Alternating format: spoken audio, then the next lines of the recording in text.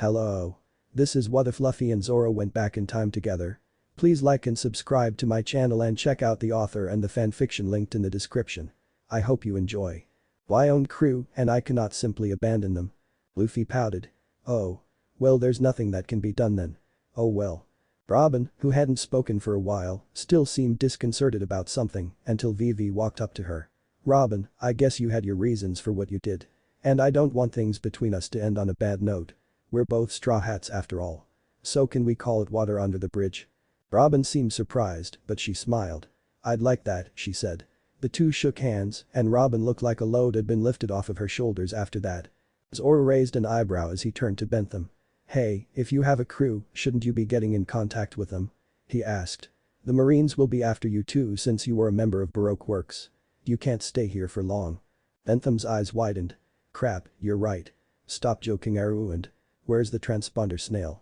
Hina leaned back in her chair as she gazed upon the ship of the Straw Hat Pirates, which was docked at the bay and now swarming with Marines under her command. The ship was anchored and was flanked by Marine vessels on all sides. The disciple trio were due to arrive soon, and when they did, the pirates' chances of escaping would be negligible at best. In addition, she had her black cage formation on standby, so even if they somehow got past the blockade at the shore, they would have to face another one at sea. Everything was going smoothly. So then why did Smoker's warning keep repeating itself in her mind? Captain Hina. The soldier on watch yelled. Were we expecting Sir Dracula Mihik too? Hina turned toward the subordinate in question with a puzzled expression. Of course not. We haven't been able to recruit his help in ages. He just does what he feels like. Then what the hell is that? Hina turned to where he was pointing, and her eyes immediately widened. For a brief fraction of a second, she actually found herself wondering if Hawkeye Mihik was here as she watched a colossal blade of wind, easily towering over their marine ships, head towards the blockade they had formed on the shore. Even from this distance it looked intimidating. Marine soldiers scrambled to jump out of the way as the attack tore through two ships, as if they were wet tissue paper. The marine vessels stood no chance, and the Marines began jumping overboard as they sank. Hina looked on in shock. It was clear that they were under attack, but who could have produced a slash of that magnitude? The transponder snail suddenly started ringing, and Hina immediately answered it. Sergeant, report. Captain, Demon Wind Zoro is attacking us. Came the panicked voice from the other line. It took Hina a moment to process that statement. Hirano Zoro. Filing away the unlikelihood of a rookie swordsman being able to do something like that for now, she gave her order.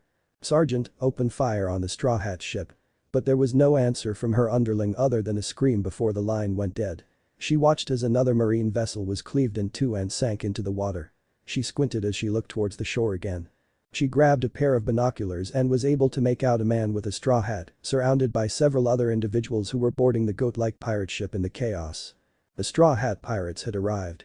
Usopp cringed as he heard the screams of pain and fear from the nearby ships. Wow, he's not holding back, is he? Oh, he is, Luffy said. Just not as much as usual. I think it's because he hasn't seen as much action lately. He's been getting restless. Raise anchor and unfurl the sails. Nami ordered. We have to bypass the next blockade. But as the Going Merry pulled away from the bay, the marine ships were already firing on them. Curiously, they weren't firing cannonballs, but large black spears, which meant that Sanji would have trouble kicking them away. They needn't have worried, however. Zoro jumped back onto the ship and started deflecting the spears with blasts of wind from his swords. Between that and Luffy punching and kicking them away, none of them were reaching the Going Merry. Mounting their defense grew more difficult, however, as the 8 marine ships began surrounding them. Zoro was soon producing whirlwinds to blow multiple spears off course, while Luffy used gatlings to knock them away. Meanwhile, Usopp readied the cannon and was able to open a hole in the Marines' formation by hitting one of the ship's dead center, causing it to crash into the other ship, subsequently caused them both to sink. Alright, Usopp. Luffy yelled as the shooter stared in shock at his results. That's why you're our sniper. Usopp quickly recovered and puffed out his chest proudly. Of course. This was nothing. That's what happens when you mess with the great captain. Set a course for the opening, you idiots. Nami interrupted. The Marines were scrambling to account for the change in their formation when the sound of more cannon fire was heard in the distance. Zoro acted fast and cut the cannonball from a distance as it flew towards the Going Merry. There was a large explosion from above the ship, which was rocked back and forth by the shockwave. Usopp started panicking. Bad news, guys, they brought a warship too. It's coming in fast. The rest of the Straw Hat saw that he was right. The marine ships that were keeping them on their toes before were now making way for another, which easily dwarfed them all in size. Zoro's eyes narrowed. It looks like their backup has arrived. He shared a quick glance with Luffy, who was no doubt sensing the same thing he was, and they both nodded. Luffy turned towards the rest of the crew. Guys, don't try to fight them. You're not strong enough yet. That means you too, Sanji. Who are they? The chef asked in bewilderment. Vice admirals, Robin answered as she uncrossed her arms and opened her eyes. 3 of them, she added. Doberman, Momonga, and Onagumo. They're said to be the disciples of the 3 marine admirals themselves. She was visibly worried. Usopp started freaking out. Are you kidding me? What are they doing here then? Don't they have bigger fish to fry? Nami was distressed as well. Luffy. We can't fight those guys. We should just focus on getting away, she reasoned.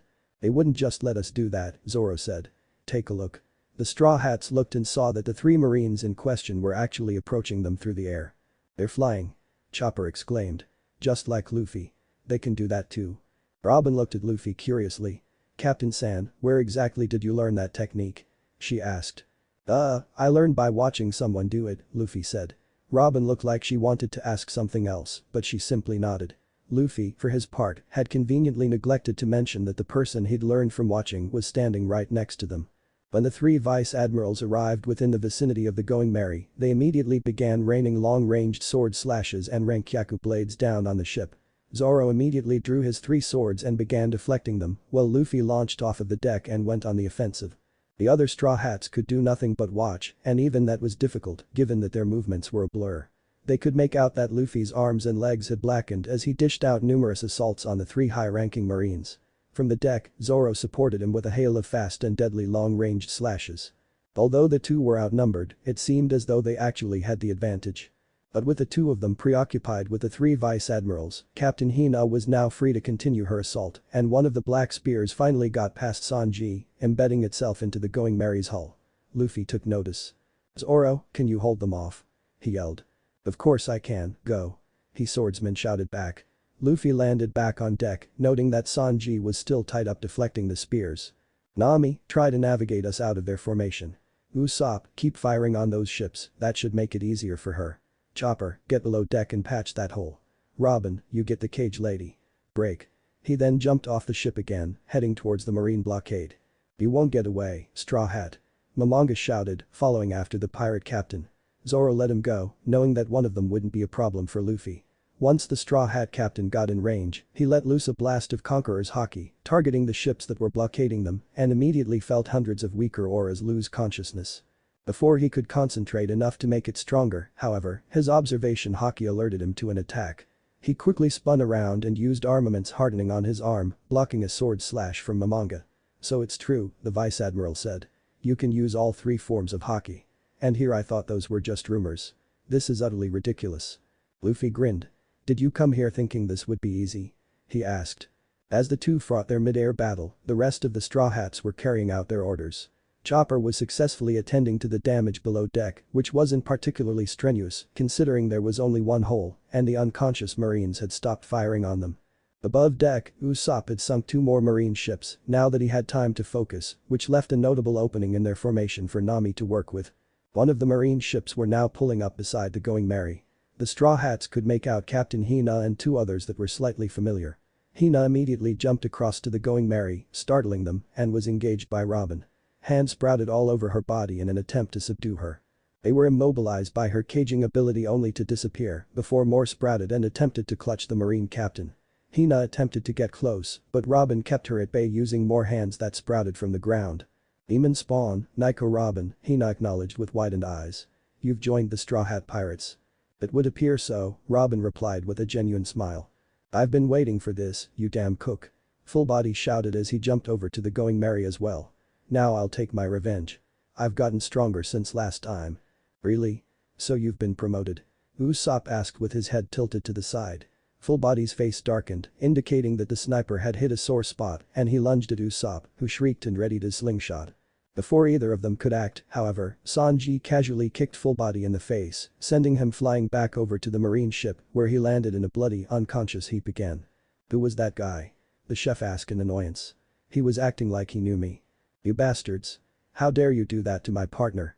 Django shouted as he pulled out his hypnotic ring. Take this. When I say 1, 2, Django, you will all fall asleep. 1. Certain death, explosive star. Usopp's projectile hit him dead on and sent him overboard. He landed in the ocean with a loud splash. That was from Kaya, dickhead. Meanwhile, Hina was having trouble keeping up with her opponent. The arms that were caught by her cage ability immediately disappeared only for new ones to appear. Robin watched her every move with a well-trained, scrutinizing eye. Hina was under even more pressure as she had to avoid the limbs that grew out of the ship's deck as well. She was a close-quarters combatant that simply couldn't get close. If anything, she was being pushed back. Finally, she slipped up. In her haste to avoid the many hands in front of her, she didn't notice the ones that had sprouted up behind her and leapt backwards into them. Hands wrapped around her legs and were quickly caged, but didn't disappear this time. More hands grabbed her arms and shoulders, pulling her backwards towards the wall. She caged the hands that were touching her, but could do nothing to stop the ones that piled on top of those, and she was pinned to the wall by a myriad of disembodied limbs. Once she was immobilized, two of the hands went for her neck and started choking her. She struggled in vain to escape from the numerous arms holding her arms and legs in place, as she was deprived of oxygen. She sent a glare of defiance towards the heavily wanted woman before her. Hina has failed, she groaned before her vision grew blurry and she blacked out. That was scary, Usopp commented, as Robin released the marine captain and carried her back to her own ship. Nami nodded in agreement. They both made mental notes not to get on their new crewmate's bad side. Three-sword style 1080-pound cannon. They turned to see Zoro still facing off against Doberman and Onagumo, who both dodged the flying slash in midair. Onagumo landed in front of him, wielding 8 swords at once through the use of his own devil fruit. Doberman landed behind him. So you're a haki user as well, Rurano, Onagumo said. What a troublesome crew, Doberman commented. We will end you all right here, in the name of absolute justice. They both sent Rankyaku attacks at him, which he deflected with 2 swords. They then used Soru to get close and attempt to cut him in half, but he blocked their swords as well and pushed them both back with whirlwind. As much as I've enjoyed this, I have to end it quickly, Zoro said. Sorry, but I won't hold back anymore. Don't get cocky, pirate. Doberman shouted as he sent off another flying slash in Zoro's direction. Zoro barely paid it any mind as he deflected it to the side. Suddenly, Zoro's arms, legs, and head multiplied. The rest of the crew watched in confusion, but Sanji's eyes widened as he recognized the move from when the swordsman had fought Mihik.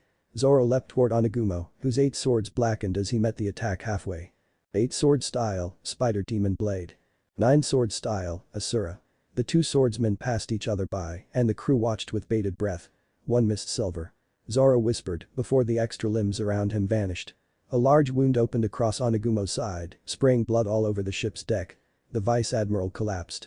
Doberman stared in shock at the scene before Zoro turned to him, 3 obsidian swords still drawn. 3 sword style, secret technique, he said as he leapt towards Doberman next. The vice admiral's sword blackened along with his entire body in an attempt to ward off the attack. The vice admiral's sword was cut into 4 separate pieces as they clashed. His eyes widened in shock, but he used a tech eye as a last measure of defense. 3,000 worlds. Zoro shouted as 3 long gashes appeared along the marine's abdomen. Doberman coughed up a wad of blood. Defeated by mere rookies, Akainu senpai, I'm sorry, was the last thing he said before he collapsed.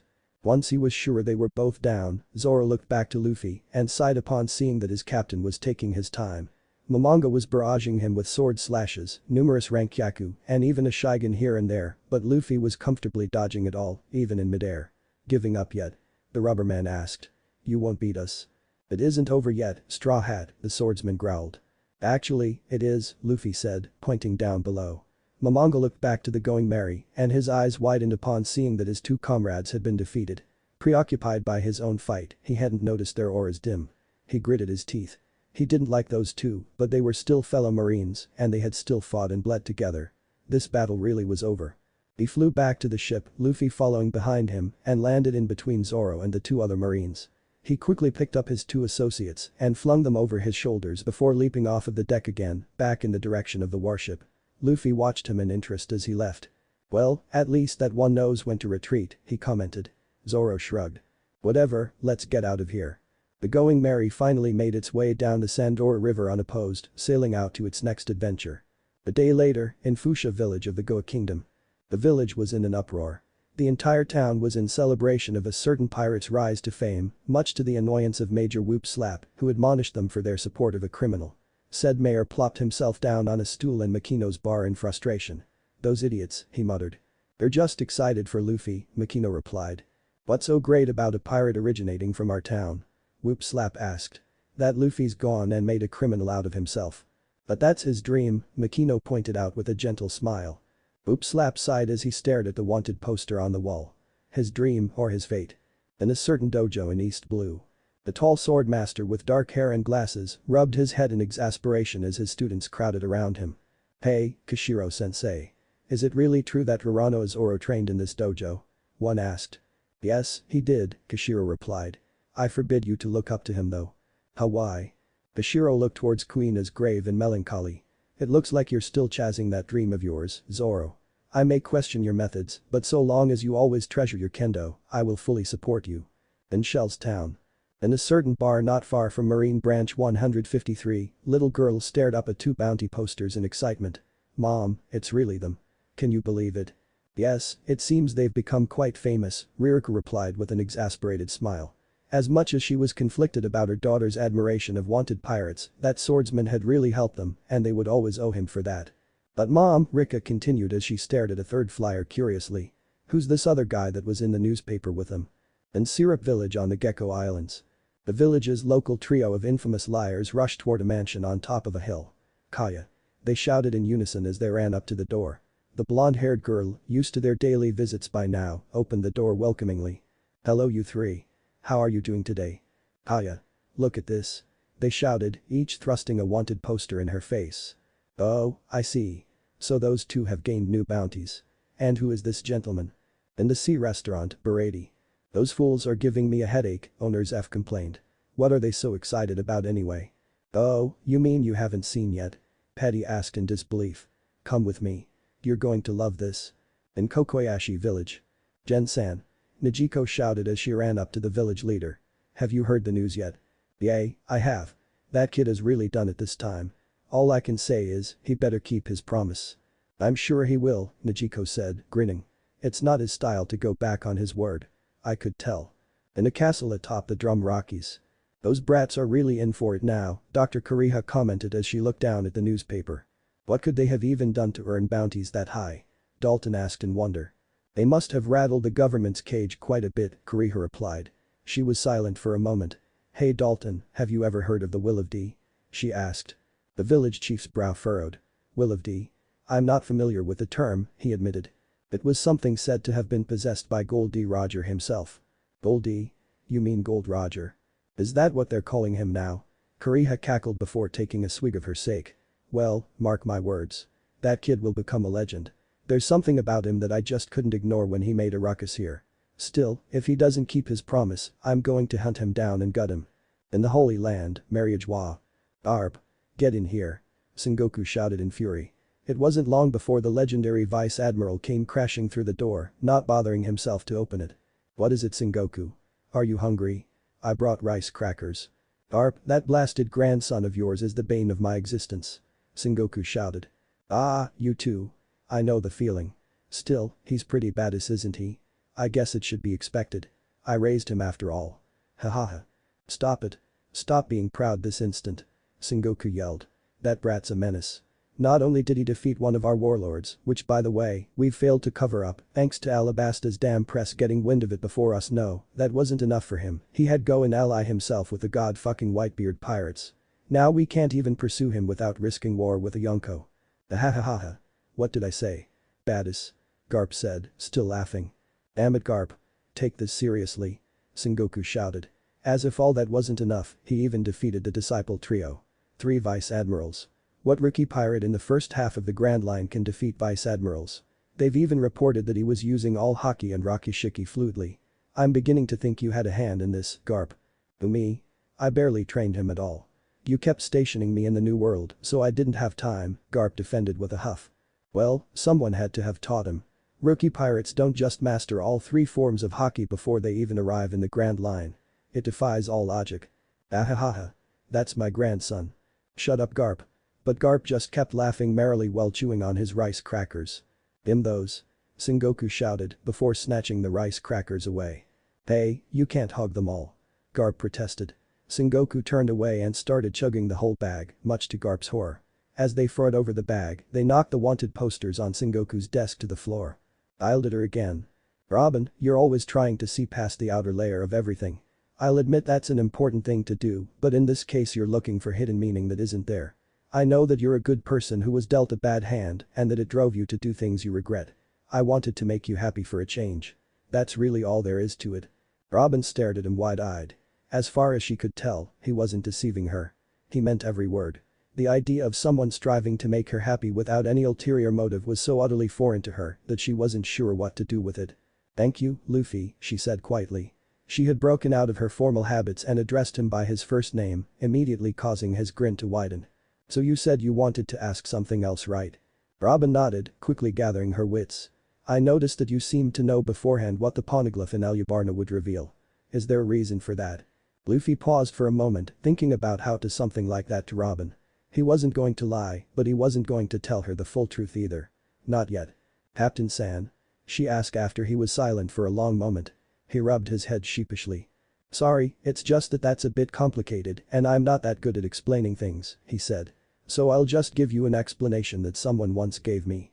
The first thing you should know is that everything in the world gives off a certain evidence of its presence, one that transcends the perception of the five senses we humans use to interact with our surroundings." At this point Robin could tell that he was indeed repeating this explanation from another source, seeing as he didn't normally speak like this. Nevertheless, she eagerly listened, despite wondering where this was going. Some people refer to this as a voice. Others call it a feeling. In reality it's neither of those, but people have their own way of interpreting what they perceive. Robin nodded in agreement and Luffy continued. "For our purposes, let's just say that every object in the world gives off an aura. In living beings, this aura is far more noticeable than in inanimate objects. In living beings that can think and feel, the aura becomes that much stronger. Beyond that, the aura gets even stronger depending on the strength of one's mind. In humans and other animals, the aura is strong enough that people can develop the ability to pick up on it by unlocking a sort of sixth sense. Most people call that sixth sense observation haki." "Observation haki?" Robin repeated. She was visibly intrigued by this explanation and decided to forget about her original question until they got to it. Luffy nodded. "Observation haki is an ability that any sentient being can learn. It may be worth mentioning that Zoro and I can both use this ability. The best observation haki users can sense the presence of any living being if they focus hard enough. But sensing the presence of an inanimate object is an ability that's unreachable to most.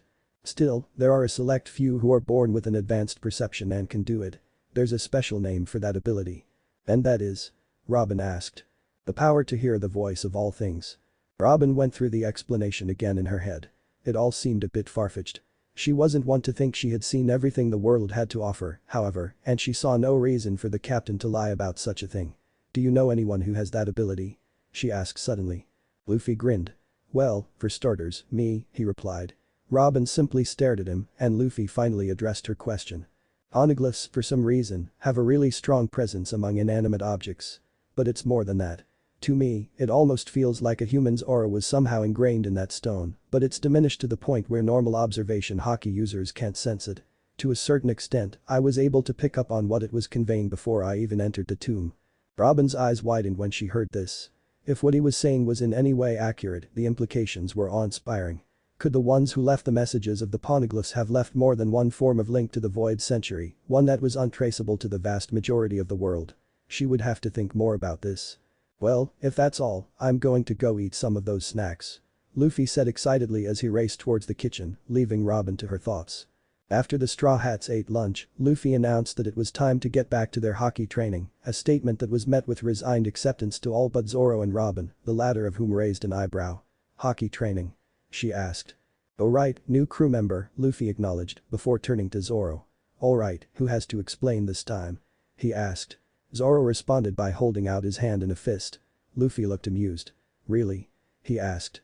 Zoro just looked at him expectantly and Luffy shrugged. The two played rocks paper scissors. Zoro chose rock and Luffy chose paper.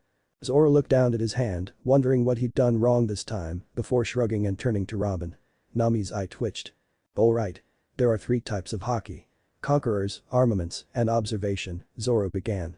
"I've already explained observation to her," Luffy chimed in. Zoro hummed. "Alright then, one thing to know is that not many people can use Conqueror's haki. In fact, only about 1 in a million can. It allows you to overpower the wills of weaker individuals, bending them to your will or even knocking them out. Someone with mastery of this technique can crush armies without lifting a finger." Robin's eyes widened in comprehension. "The rebel army in Alubarna," she breathed. Zoro nodded. "Luffy has mastered Conqueror's haki," he said. Robin was dumbstruck. The captain possessed two rare abilities of that nature. What star was he born under? But you guys can't use that from what we can tell, Zoro continued, so the last one to explain is armaments haki, which is basically a weaponized manifestation of your willpower. It allows you to coat yourself or an object in an invisible suit of armor that strengthens both attack and defense. It also lets you bypass some devil fruit defenses, he recited from memory. Devil fruit defenses? Robin asked. Zoro decided to elaborate. Crocodile was a loja. His devil fruit let him turn into sand. If you were able to use armaments haki, you would be able to bypass his intangibility and attack him anyway, Zoro explained. So that's how you were able to hit him, Robin said to Luffy. I always wondered if there was a way to counteract those abilities. I guess this would be it. That's not all it can do, Luffy said. Robin, try using your power on Zoro. Robin looked stunned by the suggestion, but Luffy just grinned. Go ahead, don't hold back. Pretend you're trying to put him out of commission. Robin looked hesitant but complied. She crossed her arms and hands grew out of Zoro's body in an attempt to clutch him. Immediately the sprouted hands were blackened to obsidian and much to Robin's shock, she couldn't move them. Upon further inspection she realized that her real arms were also blackened and completely immobilized. What is this? She asked. That's armaments hardening, Zoro said. It's an advanced form of armaments haki that can be applied to solid objects. When your arms came in contact with me I used it on them. Since my armaments haki is a physical manifestation of my will, it overrode your control of your limbs, he explained. Against someone who doesn't know any armaments haki, doing that is fairly simple. If you could use it to an extent, it would be harder, and if your armaments haki was equal to or stronger than mine, I wouldn't be able to do it at all. This seems like an extremely useful ability, Robin commented. All three types are, Zoro replied. But most people have a natural disposition towards one of the types. Luffy's is conquerors, and mine is armaments. If I had to guess, I'd say yours is observation. How would you know that? Robin asked. Your aura, your personality, and your fighting style are all big indicators, Zoro responded. Robin nodded in acceptance. After that, Zoro explained the many uses of observation haki. When he mentioned that sensing emotions was one of them, Robin's eyes widened slightly. Outwardly she showed no other signs of it, but inwardly she just realized why Luffy could read her so easily. The rest of the day was spent training in armaments and observation haki. Robin was able to pick up on the fact that they had been doing this for a while, but were having little to no progress. Despite this, Robin found that she wanted to participate. It wasn't so much that she thought she could learn the techniques or even had a deep desire to. It had more to do with her desire to take part in the endeavors of the Straw Hat crew. It was starting to get dark and most of the Straw Hats were calling it a day. Sanji, on the other hand, had wanted to keep going, determined to make at least some headway. The chef was currently blindfolded and was working on awakening his observation haki. This essentially involved Zoro standing behind him and hitting him over the head with a stick. Robin could tell that he was getting more frustrated after every hit that he failed to dodge. He had been at this for long enough that he had actually figured out a pattern in Zoro's consecutive swings and had started dodging based on that, but the swordsman had quickly caught on to what he was doing and switched up his pattern. The loud thwack signified that Sanji had yet again failed to predict one of Zoro's random swings. Luffy was trying hard not to laugh as Sanji rubbed his head in barely withheld frustration. Hey cook. You need to dodge or else you'll get hit by the stick, Zoro said unnecessarily. Despite not being able to see him, Sanji turned to him in outrage. No shit, dick with a stick. He shouted, causing Luffy to burst out laughing and Zoro to hit him again for good measure. Sanji was grumbling something about shitty swordsmen and their sticks when Zoro swung again. Only this time Sanji moved his head out of the way. Luffy stopped laughing and looked at Sanji with widened eyes while Robin looked on curiously. He was still blindfolded and Zoro's attack had not followed any particular pattern. It really had seemed like some form of precognition. Zoro smirked. Hey cook, would you dodge? He asked. The question seemed to infuriate Sanji, who spun around again. Because I didn't want to get hit, you shitty mosshead. Luffy started laughing again and Zoro seemed annoyed at the return of the nickname he hadn't heard since his previous life. He stifled his annoyance though. What I meant was, how did you know you were going to get hit? Zoro asked. Because you were. Sanji stopped mid-sentence and thought about what he was about to say. Because you were thinking about swinging. Although he was blindfolded, none of his observers missed the comprehension that dawned on his features, followed shortly by the look of triumph. Sanji had awakened observation haki. Nami sighed. Maybe, she admitted, causing Luffy, Usopp and Chopper to cheer. Wow, there's so much air down here now, Luffy commented. He was currently underwater along with Zoro and Sanji. Nami had sent them diving down to the ocean floor to find whatever they could from the wreckage. So far they had found a lot, but nothing that would help them get to Skypia. Luckily, Luffy and Zoro now had a plan for that. The aura they had both locked onto came bursting through the wall. "Who the hell are you guys? What are you doing in my territory?" the man shouted. "Oh look, it's a monkey," Luffy said. The monkey-like man immediately blushed. "Do I really look like a monkey?" he asked. "You are a monkey," Luffy replied. "Aw, you're just saying that." Zoro peered at him closely. "I don't think he's really a monkey," the swordsman said. "He just looks like one." The monkey-like man's demeanor immediately changed. "You bastard. Why don't you try saying that again?" he shouted. Sanji stared in apathy. "Hey monkey guy, who are you?" Luffy asked. His expression became friendly again. "Oh, me? I'm the salvage king, Masira. There's no ship my crew can't salvage." Suddenly, he took note of the many items that Luffy, Zoro, and Sanji had collected. "Hey, what are you guys doing with those?" he asked menacingly. "Oh, we were looking for clues on how to get to Sky Island," Luffy said. This caught Masira's attention. Sky Island you say?" "Yay, we want to go there," Luffy said enthusiastically. "Well, you're in luck. I happen to know someone who can get you there," Masira said. "I can take you to him, but I demand those artifacts you've collected in exchange," he said. "You've got a deal, monkey guy," Luffy yelled, causing Masira puff out his chest. "Oh, can I keep the armor though? I don't think it will fit you." "Armor?" Masira asked before catching sight of what he was talking about. I see. You're a real man. But you'll have to fight me for it." Luffy grinned. "Okay. Guys. Am I imagining things or is there something in the water?" Nami asked nervously. Usopp took a look for himself and started sweating bullets at the sight of the underwater silhouette which dwarfed the Going Merry in size 100 times over. "I think it's safe to say you're imagining things," he said, still sweating. "Are you sure?" Nami asked. "Because that looks exactly like." "Yep, definitely just your imagination. There are absolutely no monsters under the surface other than our very own monster trio." "It seems to be the silhouette of a colossal sea creature," Robin said calmly. Her comment seemed to shatter Usopp's barrier of denial and he immediately began freaking out. "Oog. We're gonna get out of there Luffy," he screamed frantically. Masira rubbed his sore head, attempting to shake off the cobwebs. "Man, that was one hell of a punch, I tell ya. You know, you're alright. You can keep that armor." "Shishishi, thanks. But man, you really look like a monkey." "Nah, you're just saying that." "What's with this conversation?" Sanji thought. Zoro's sweat dropped. "So, how about we raise this ship up to the surface?" Luffy suggested. Masira rubbed his head in embarrassment. "Oh, well you see I was going to do that but then I came down here to investigate." Luffy just grinned. "Don't worry about it. I have a better idea." Nami, Usopp and Chopper shivered in fright as massive waves rocked the Going Merry, displaced by gargantuan creature that was currently rising to the surface. As it emerged from the Grand Line waters, they saw that it appeared to be a turtle. A really big turtle. That surprised them almost as much as the sight of Luffy, Zoro, Sanji, and Masira riding on top of it along with the sunken galleon. "Hey, goo eyes," Luffy yelled happily. "Look what we found." Their jaws collectively dropped as the smiling monster swam up to the Going Merry. Luffy grabbed Zoro, Sanji, and Masira and jumped down onto the ship, slowing his descent with Geppu before landing. "How was all?" Usopp said. Luffy grinned ecstatically. "I tamed him," he said in enthusiasm. They were silent. Even Robin looked dumbfounded. "Again, how?" she asked. "Conqueror's haki," Zoro said simply. Nami facepalmed. "How about a warning next time?" she said. "You sent us to the sea floor of the Grand Line," Zoro retorted. "What did you think would happen?" "Damn, that was badass bro," Masira practically shouted. "I thought we were in deep when I saw that thing. Then you just hold your hand out and it's practically at your beck and call." Nami looked at him in annoyance. "And you're still here why?" Masira looked terribly offended by the question and huffed. "He's gonna show us how to get to Sky Island apparently," Sanji said. "Really? You'll help us?" Usopp asked in excitement. "You bet. I'll be taking you all to the manliest of men, the dreamer amongst dreamers himself. Montlink Cricket. He lives on an island called Jaya and he can get you there for sure."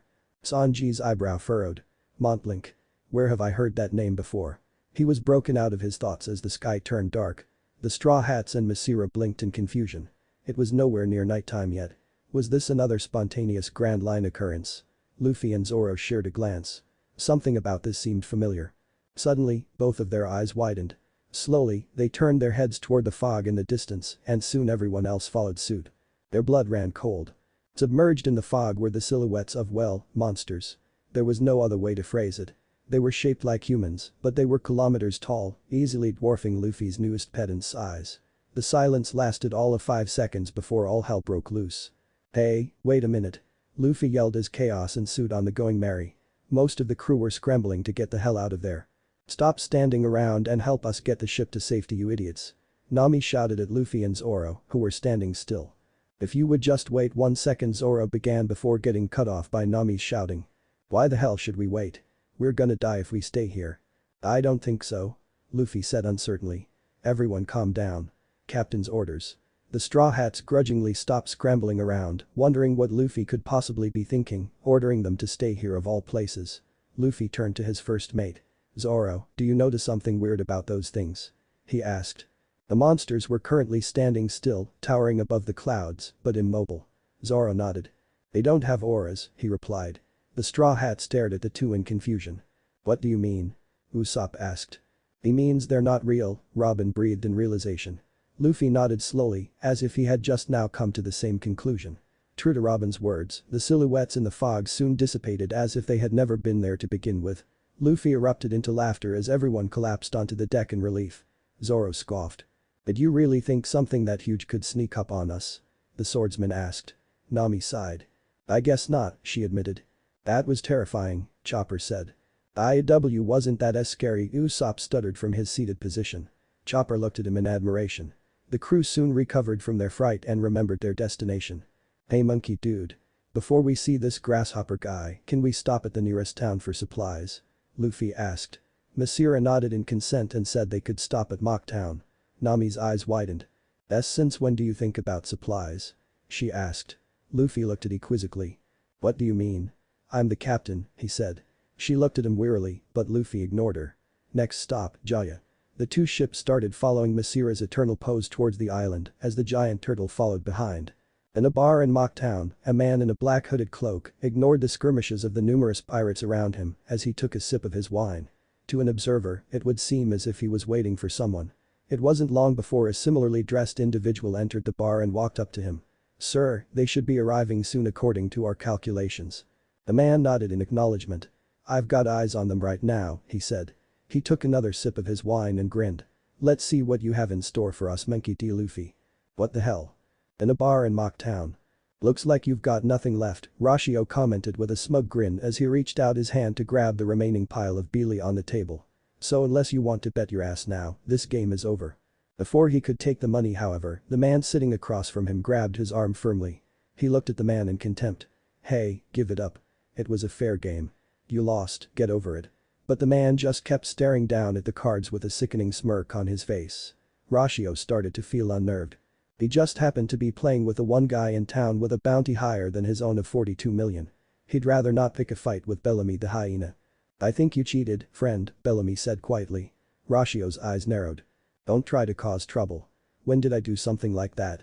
"You definitely did," Bellamy insisted. "Am I right, Sarkis?" The one he was addressing turned around in his chair. "Huh?" he asked in confusion before he saw the cards on the table. "Oh, yay. That guy cheated for sure," he said nonchalantly. Upon hearing this, Rashio stood up in indignation, not ready to let something like this go.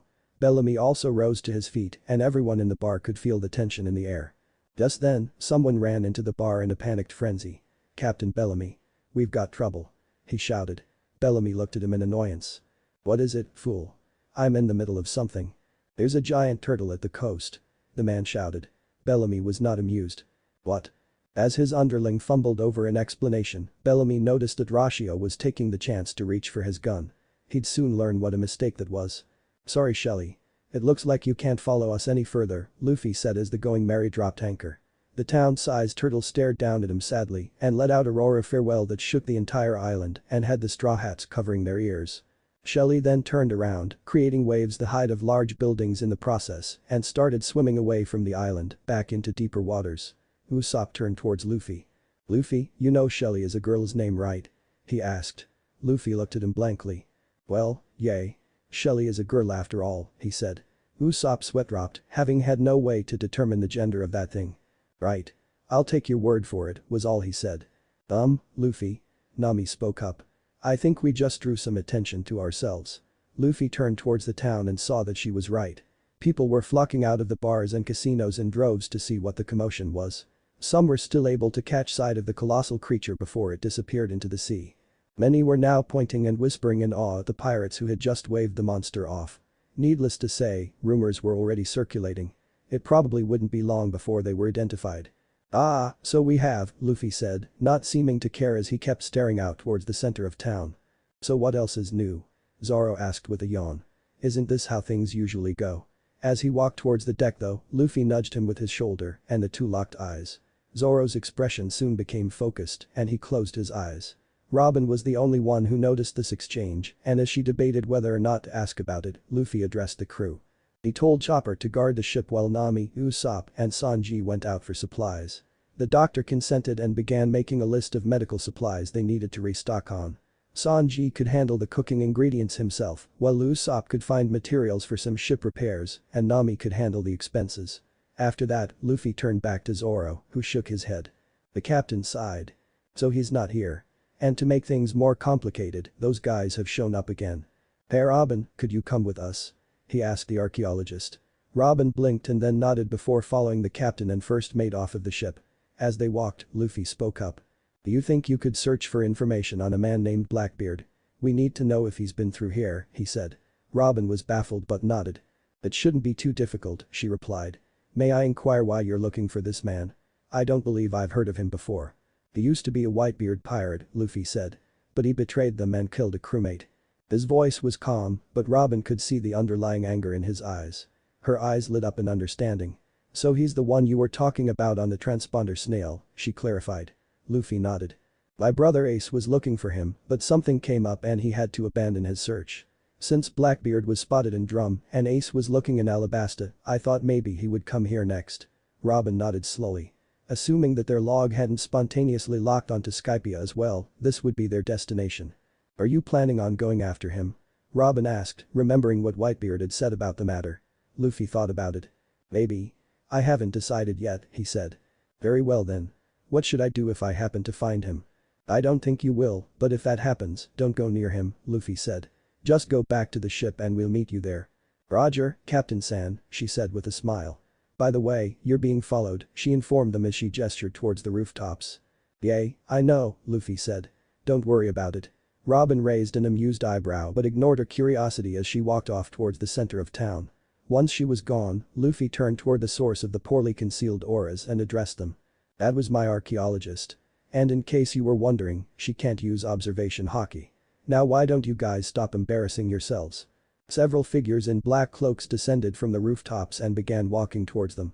"I'd say that's not exactly your standard measuring stick," the one in front commented. "Especially considering that we've been searching for that woman unsuccessfully for 20 years. As he removed his hood, they got a good look at his face. He had shoulder-length black hair and green eyes. Red markings originated from beneath his eyes and ran down his cheekbones. Zoro smirked. "And you still thought we wouldn't notice you?" he asked. The man, who they assumed was the leader of the group, smiled good-naturedly. "More like I wanted to see if you would. My name is Maverick, chief of the Revolutionary Army's Sifert Division." "Let's skip the small talk," Luffy said. "You've been tailing us ever since Alabasta. Why?" The man's eyes widened, but the amused smile didn't slip from his face. "You knew?" "No, don't answer that. Of course you knew. You know a lot of things, isn't that right, Monkey-san?" Luffy's eyes narrowed.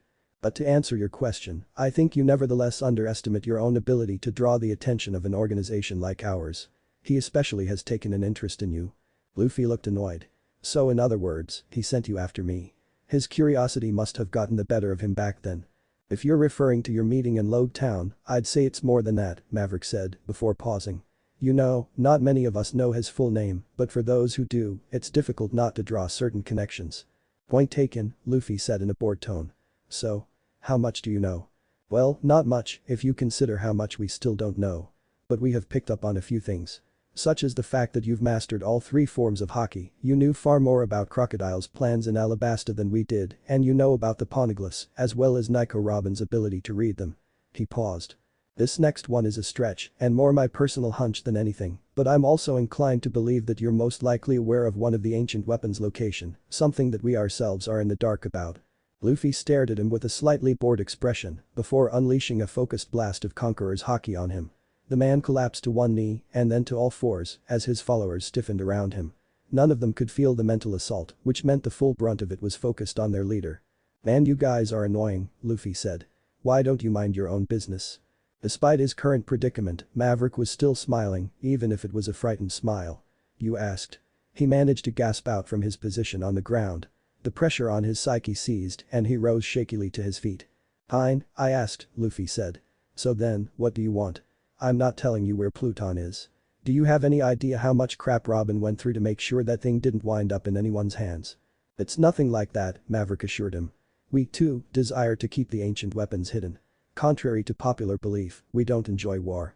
"Is that why you were looking for Robin?" Zoro asked suspiciously. "There were a couple reasons for that," the revolutionary acknowledged.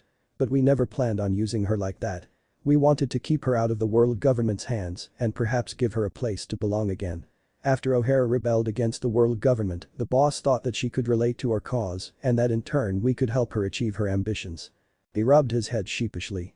"But she turned out to be quite elusive and we could never actually find her.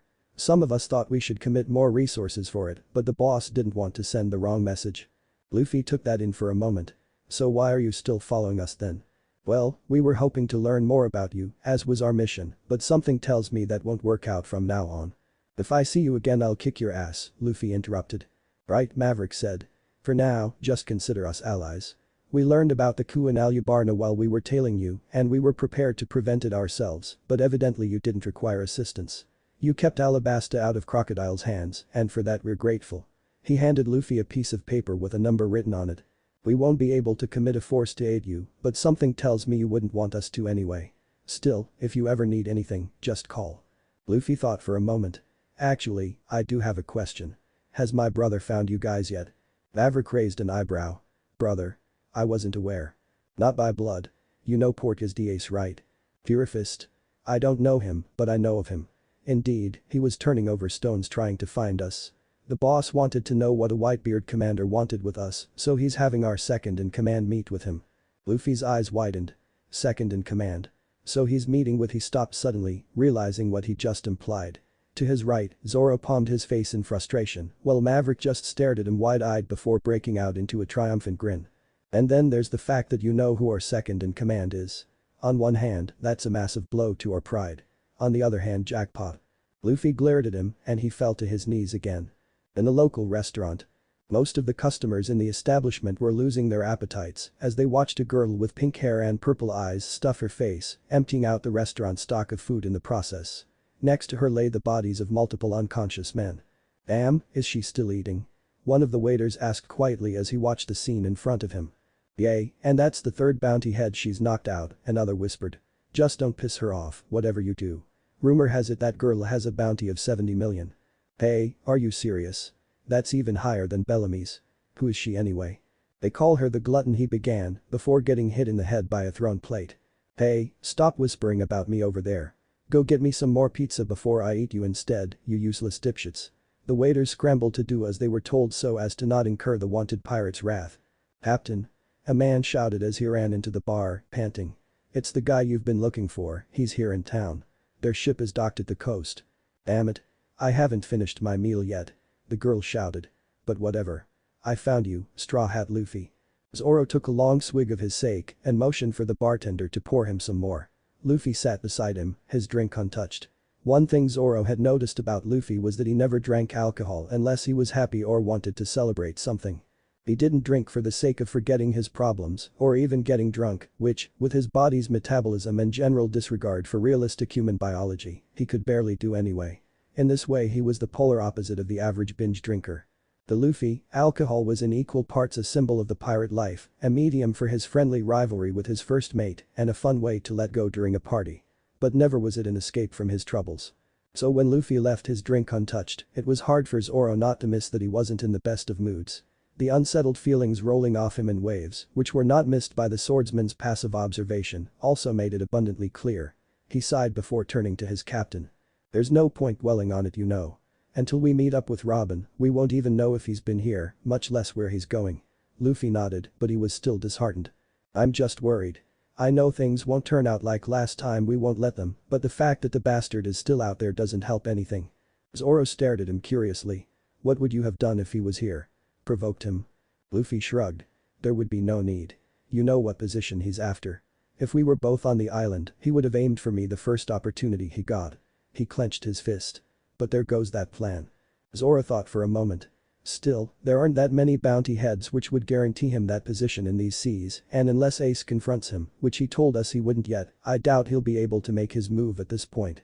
I don't know why he's not here, but most likely, you're still his prime target. Luffy thought about the logic for a moment. He agreed with it, but he still couldn't shake the unfounded apprehension in his gut. He sighed and resolved to stop worrying so much. It wasn't really his style. "But even if it doesn't go as planned," Zoro continued, "we'll prevent the worst of it. If it somehow escalates to that point, we'll follow him to Marineford if we have to." He looked at Luffy meaningfully. "All of us?" Luffy couldn't help but smile. He picked up his glass. "In the meantime, let's make sure it doesn't," he said before chugging. He was admittedly in a much better mood after that reassurance. Even if the scars on his body had disappeared once he had come to the past, the scars on his mind would always linger to an extent. He didn't want to storm Marineford again, and he didn't think he would have to, but if it absolutely came down to it, he would, and the thought that he wouldn't be alone was welcoming. Luffy and Zoro heard the sound of the bar doors opening behind them, accompanied by the feeling of a stronger than average aura walking in. That alone usually wouldn't make them bat an eye. It was the fact that they instantly recognized the presence that caught them off guard. They shared a glance, both asking each other the same question. Was she here last time? Luffy fought the urge to turn around in his seat and instead waited as she walked up to the counter and sat down on the stool next to him. "Bartender. I'll have a glass of wine over here," the familiar voice spoke. Luffy snuck a glance at her and was assaulted by memories that almost made him recoil in guilt as he met her inquisitive eyes. Luffy sat in front of Ace's grave for the first time. He had never gotten a chance to pay him a proper visit, and the fact that he was finally getting that chance when the encounter with his late brother's betrayer was likely days away was fitting in the most twisted of ways. It was the calm before the storm. Beside him, Jewelry Bonnie sat in silence as she paid her own respects. She hadn't known Ace for that long, but Luffy could still feel the overwhelming grief radiating from her. After what seemed like hours, Luffy stood up and Bonnie slowly did the same as she wiped a few stray tears from her eyes. "We have to go," Luffy said somberly. She simply nodded. "If that bastard hell, Straw Hat," she said with conviction. Luffy looked at her carefully. "I'm sorry," he said. "I know you wanted to go after him too." Bonnie shrugged nonchalantly, although Luffy could see the disappointment in her eyes. "Can't be helped. Trafalgar's taking heavy heat. One of us has to back him up and I have no delusions of my crew taking on Blackbeard alone." Her voice was bitter as she said that. She had learned her lesson the last time and the Yonko crew had gotten far too powerful since then. Still, if Luffy didn't have just as much business with Blackbeard, if not more, than she did, she'd probably be throwing a fit about these arrangements. "Still, I didn't think the remnants of 2 defeated Yonko crews would band together just to take you down. Big Mom's remaining followers seem relentless." "That's only natural after I killed their captain," Luffy said quietly. Bonnie looked at him in slight annoyance. "Will you stop acting guilty? That bitch killed Jin. Did you forget?" "No," Luffy whispered. Jin's death was still fresh in his mind, as was their most recent loss. Ace, Jin, and now Marco. "I wasn't supposed to let this happen." "You can't be everywhere at once," Bonnie argued. "If you guys hadn't helped us with Big Mom, I'd have bitten the dust. Count your blessings, not your failures." That made Luffy smile. The third member of their alliance had just unwittingly paraphrased the words Jin had spoken to him at his darkest hour. "If it enrages you so much, channel that fury and unleash it onto your enemies."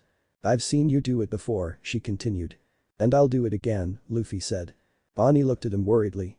Her eyes were uncharacteristically soft. "But keep an eye out, Straw Hat. I have a bad feeling about this one," she said. "I'd be surprised if you didn't." "It's Blackbeard," Luffy replied. Bonnie could only nod. "The balance of power in the world is shifting rapidly. There's no telling what could happen. Just be careful, alright?" she requested. Luffy looked at her and smiled. "I'll be coming back, Bonnie. You just make sure Trafalgar does the same." So many broken promises.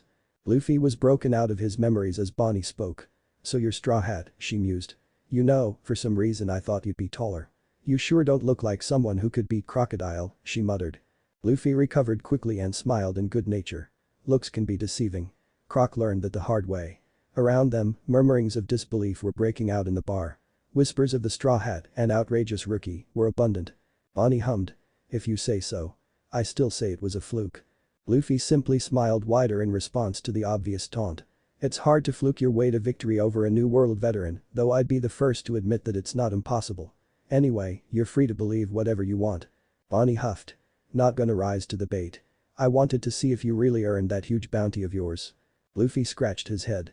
Huge bounty, huh? I still haven't gotten a chance to see the posters, so don't tell me. Bonnie raised an eyebrow before pulling out 3 posters and handing them to Luffy, who took them and looked in interest along with Zoro. Sanji had gotten a bounty early this time, Zoro's was higher than last time, and his own most likely put the other future supernovas to shame. Still, from the numbers he could surmise that the defeat of the 3 vice admirals had been covered up. Looks about right, Zoro said with a grin. Luffy on the other hand, raised an eyebrow. Have you been searching for us by any chance? Bonnie shrugged. Maybe a little, she admitted. Luffy inwardly laughed. Yay, only so much that you altered your course. So then what can I do for you? He asked. Bonnie grinned. Fight me, she said. Luffy stared at her quizzically. Huh? You heard me. To be honest, I don't really care that much that you beat Crocodile. But that didn't even make the headline.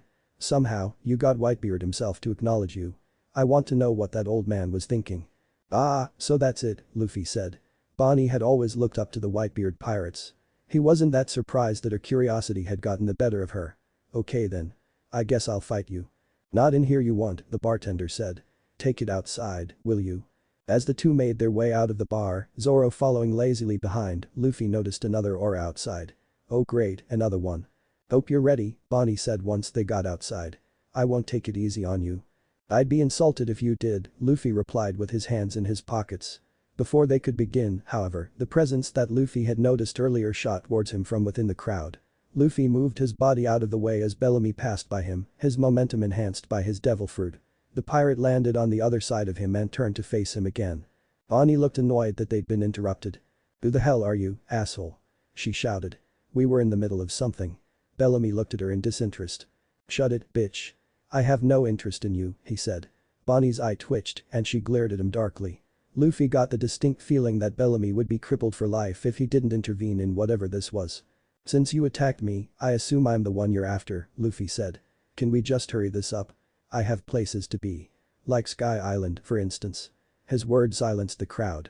He heard the sound of poorly suppressed giggles from some of those watching, but paid in no mind. Bellamy was staring at him like he'd just told the funniest joke known to man. Even Bonnie looked slightly amused, although she didn't laugh at him. Oh, that's rich. You really believe in that children's tale? I was curious to know what you were actually like, but this is just too much. Bellamy said, laughing. Luffy looked at him in confusion. Why are you acting like you know me? He asked. Bellamy grinned. It's hard to not hear any of the rumors circulating about Straw Hat Luffy. I wanted to know if they were true or not. But now that I've heard you say that, I can tell it was all a load of bullshit. You're just another hopeless dreamer. I'll enjoy crushing you. You see, I have a win streak here and it's not good for my reputation for some overly hyped rookie punk like you to just come waltzing right in. For whatever reason, your bounty is higher than mine and I won't settle for second best. Bonnie was now looking at Bellamy like he was some sort of annoying insect that she was debating whether or not to squash, while Luffy stared at him blankly. Good thing you weren't second best then, he said. At the look of confusion on Bellamy's face, Luffy elaborated. Even if you don't count my crew members, she's stronger than you, he said, pointing at Bonnie. Bonnie blinked, wondering how he could know that when they hadn't fought yet. Bellamy on the other hand, grinned in amusement. I'm starting to think you got that bounty for pissing people off with your bad jokes, kid. That was the last straw for Bonnie, who promptly sent him skidding across the pavement with a kick to the face. Bellamy picked himself up and touched the side of his face, which was covered in blood. His shock was quickly replaced by rage. You'll pay for that one, bitch. He shouted, turning his legs into springs. Spring snipe. Bonnie rolled out of the way as he launched by her. This seemed to infuriate him more as he skidded to a stop before launching himself towards the nearest building, pushing off and then bounding off the ground again. He was soon bouncing off the walls and ground at every turn, gaining momentum quickly. Realizing what he was about to do, Bonnie just smirked and raised her fist in the air. Spring hopper. He yelled as he rocketed towards her. Faster than either of them could see, Luffy jumped in between the two, catching Bonnie off guard and planted his fist into Bellamy's face as he came. The springman's body was embedded into the pavement below and he had a fist-shaped imprint on the side of his face that hadn't already been damaged. Come back and try again when your ambition is stronger, Luffy said. He hadn't used any haki and had held back immensely so as to not cause any permanent damage, but it was still enough to send Bellamy into unconsciousness after he heard the words. Bonnie stared at him incredulously, surprised by not only his speed but his audacity. "What the hell, moron? I wanted to do that," she screamed. "You took too long," Luffy replied. "Now where were we?" "I was about to kick your ass," Bonnie growled. "Oh, that's right. You were about to try," Luffy responded. "Whenever you're ready." Bonnie didn't hesitate and aimed a roundhouse kick at Luffy's face, which he didn't bother dodging. She looked slightly dumbfounded as he didn't even budge. As expected, she hit much harder in the future, Luffy thought as he remembered their first encounter in the New World. Bonnie soon recovered from the no-sell and aimed a jab at his face, which he casually leaned his head out of the way to avoid.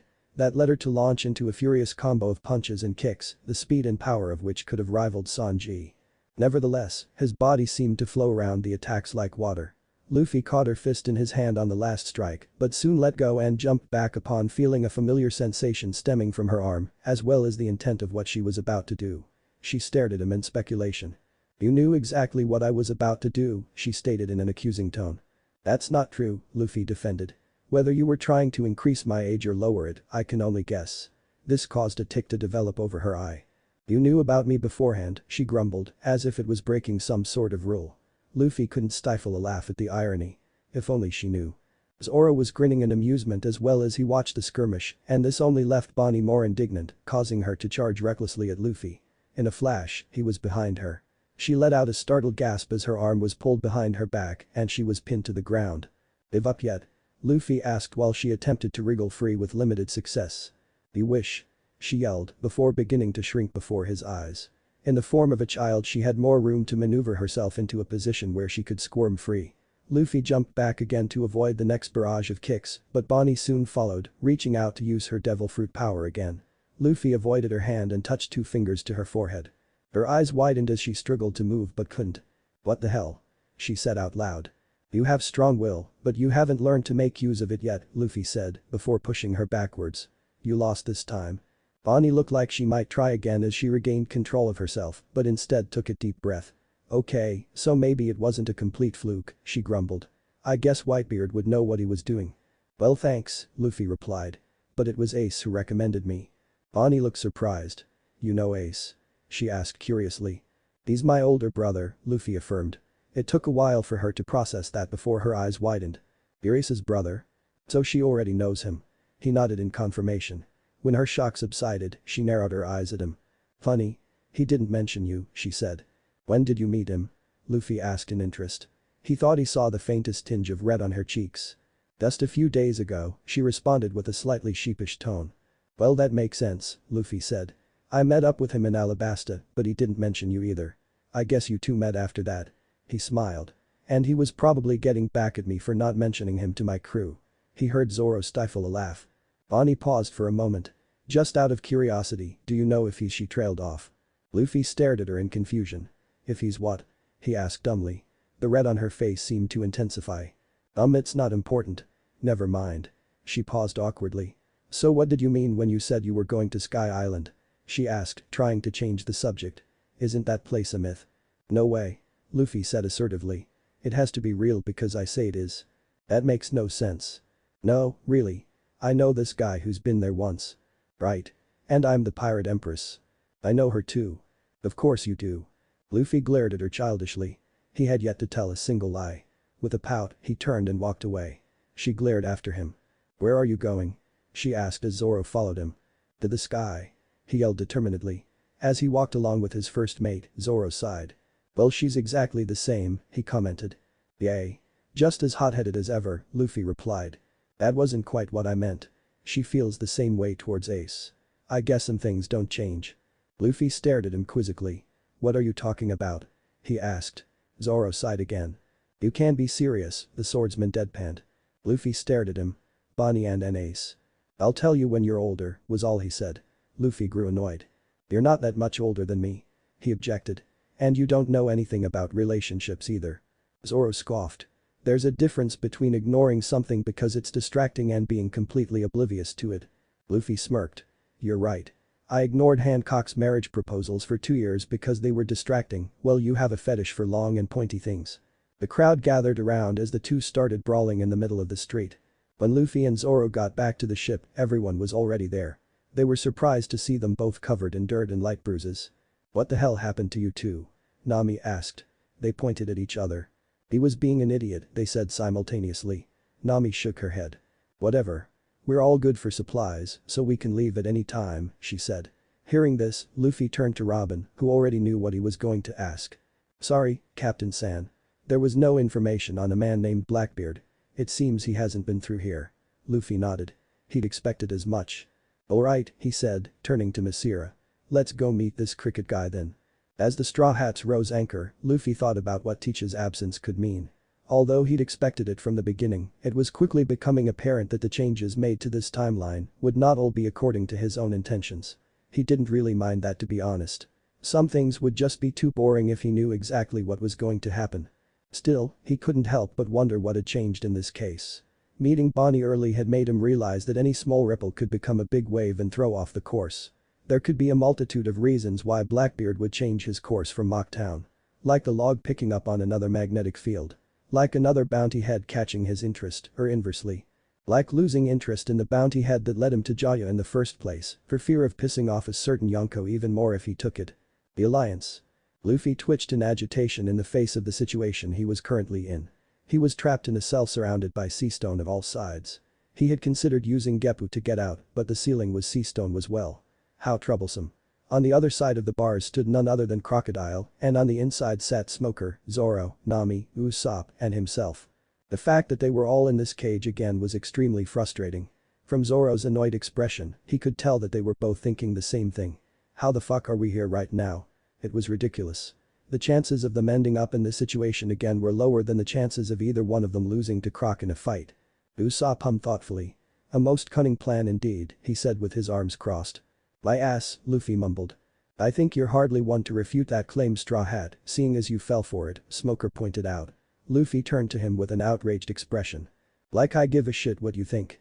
You're the reason we're in this stupid situation, Smokey." "Stop calling me that," Smoker shouted. "No," Luffy yelled stubbornly. "Go get high on your smoke somewhere else, you stupid cloud. Why do you even smoke 2 cigars? It makes no sense. If you weren't a smoke loja, your lungs would be tumors by now," he ranted. "Fucking white blunder." He stopped and caught his breath. "You done?" Smoker asked emotionlessly. "Yay," Luffy said, taking a deep breath and exhaling. "Yay, I'm done." "Let's not fight amongst ourselves," came the smug voice of Crocodile. "As prisoners doomed to the same fate, you should make peace with each other. Hell, you could even." "And you," Luffy shouted, pointing an accusing finger at Crocodile. "Stop being such a croc. Always walking around with your 'I'm such a croc' attitude. It's annoying." Crocodile looked extremely amused by the fact that his prisoner was shouting at him. It was then that Robin walked in with a captive VV and set her down on the chair in the middle of the room. Crocodile welcomed her and finally explained his plan to her, smirking all the while, just to upset her. It was working. "Wipe that shit-eating grin off your face, Sandman," Luffy said. "This was a complete and utter fluke. The chances of this plan of yours actually working were less than the chances of you actually getting a hit in on Whitebeard." Crocodile was seething at this comment, but Robin spoke up before he could retaliate. "Doesn't that just make you look even more foolish, Monkey-san?" she asked. "And you," he said, pointing at her with a pout. "Stop being mean, Robin." She sighed. "Will you stop calling me that?" "No," he yelled stubbornly. "You know, I find it amusing how you go along with your antics, as if the threat of death doesn't even concern you," she said. "Perhaps you're a little oblivious to the situation you're in. One could even say you're on the losing side of this game," she said with a smile. Luffy developed a tick over his eye at this comment, but then took a deep breath and sat down. 15 minutes, he said simply. They both looked at him in confusion. "I give you 15 minutes at most, and then we're out of here." Zoro smirked at his well-found confidence. "What kind of nonsense are you spewing?" Crocodile asked with an annoyed expression. Evidently he was still irked about the Whitebeard comment. Luffy just looked at Robin. 15 minutes, he repeated. "Set your watch." Robin raised an eyebrow and checked the exact time just to humor him, smiling all the while. Crocodile seemed even more annoyed by this act, but then he just smiled as well. "If you plan on getting out of here, I suppose you'll need this, now won't you?" he said, holding up a gold key. Luffy looked at it indifferently and Crocodile threw it into the water through a trapdoor. VV looked on in horror as a Bananadile swallowed it. She frantically relayed this news to the rest of them and Crocodile laughed again. I guess you'll have to choose, princess. Your country or these pirates. He pressed a switch and water started flooding out from a larger trapdoor into the room, reminding them that they were underwater. Soon, a bananadile crawled out of the tank, baring its fangs at Vivi. Vivi seemed to be getting ready to defend herself as it made her way towards it, but then it stopped. Vivi looked confused as the beast turned towards the cage with wide eyes, as if there was something there that had caught its attention. Crocodile and Robin of course noticed, and the former frowned at the lack of human consumption. But then he shrugged and started walking away, and Robin followed. Before they could leave however, the ringing of a transponder snail made itself known. Crocodile frowned again, not expecting a report, as Robin answered it. "Hello?" she greeted. "Hello. Hello," a voice which the Straw Hats all recognized came. "Is this thing on?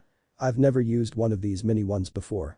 "Yes, I can hear you just fine," Robin said. "Are you one of the millions or billions?" "Yay, sure, let's go with that," the voice said, not indicating which one. Crocodile grew impatient. "Do you have a report to make? Spit it out already," he said. "Ah, now this voice I recognize," the voice said. "Hello, you've reached the shitty restaurant." Crocodile immediately understood who he was talking to and his expression darkened. "Who the hell are you?" he growled. "Oh, me? Well, I don't feel inclined to tell you my real name," the voice said. "But all things considered, I think I'll go with Mr. Prince." "Fine then, Mr. Prince, where are you right now?" Crocodile asked in a harsh tone. "I don't feel inclined to tell you that either, now that you mention it." "Yo Prince," Luffy shouted. "We're in a bit of a bind. Mind getting your ass over here?" That voice sounds familiar too. "Alright Sir Crocodile, tell him I'll be there in a." Suddenly something that sounded like a gunshot came from the other end of the line. Everyone stiffened as the silence became oppressive. Then, another voice came over the transponder snail. "Hello, is this Mr. Zero? Billions agent reporting in. I've just apprehended our attacker in front of Rain Dinners. He was a tough bastard, but I finally got him." Usopp and Nami went into full-on panic mode at those words, but Luffy and Zoro just wore satisfied grins, leaving Smoker to look at them in suspicion. He kept silent though. Crocodile strode out of the room followed by Robin, determined to satisfy his vindictive urge to impale something. Luffy watched until they were gone, then turned to Vivi.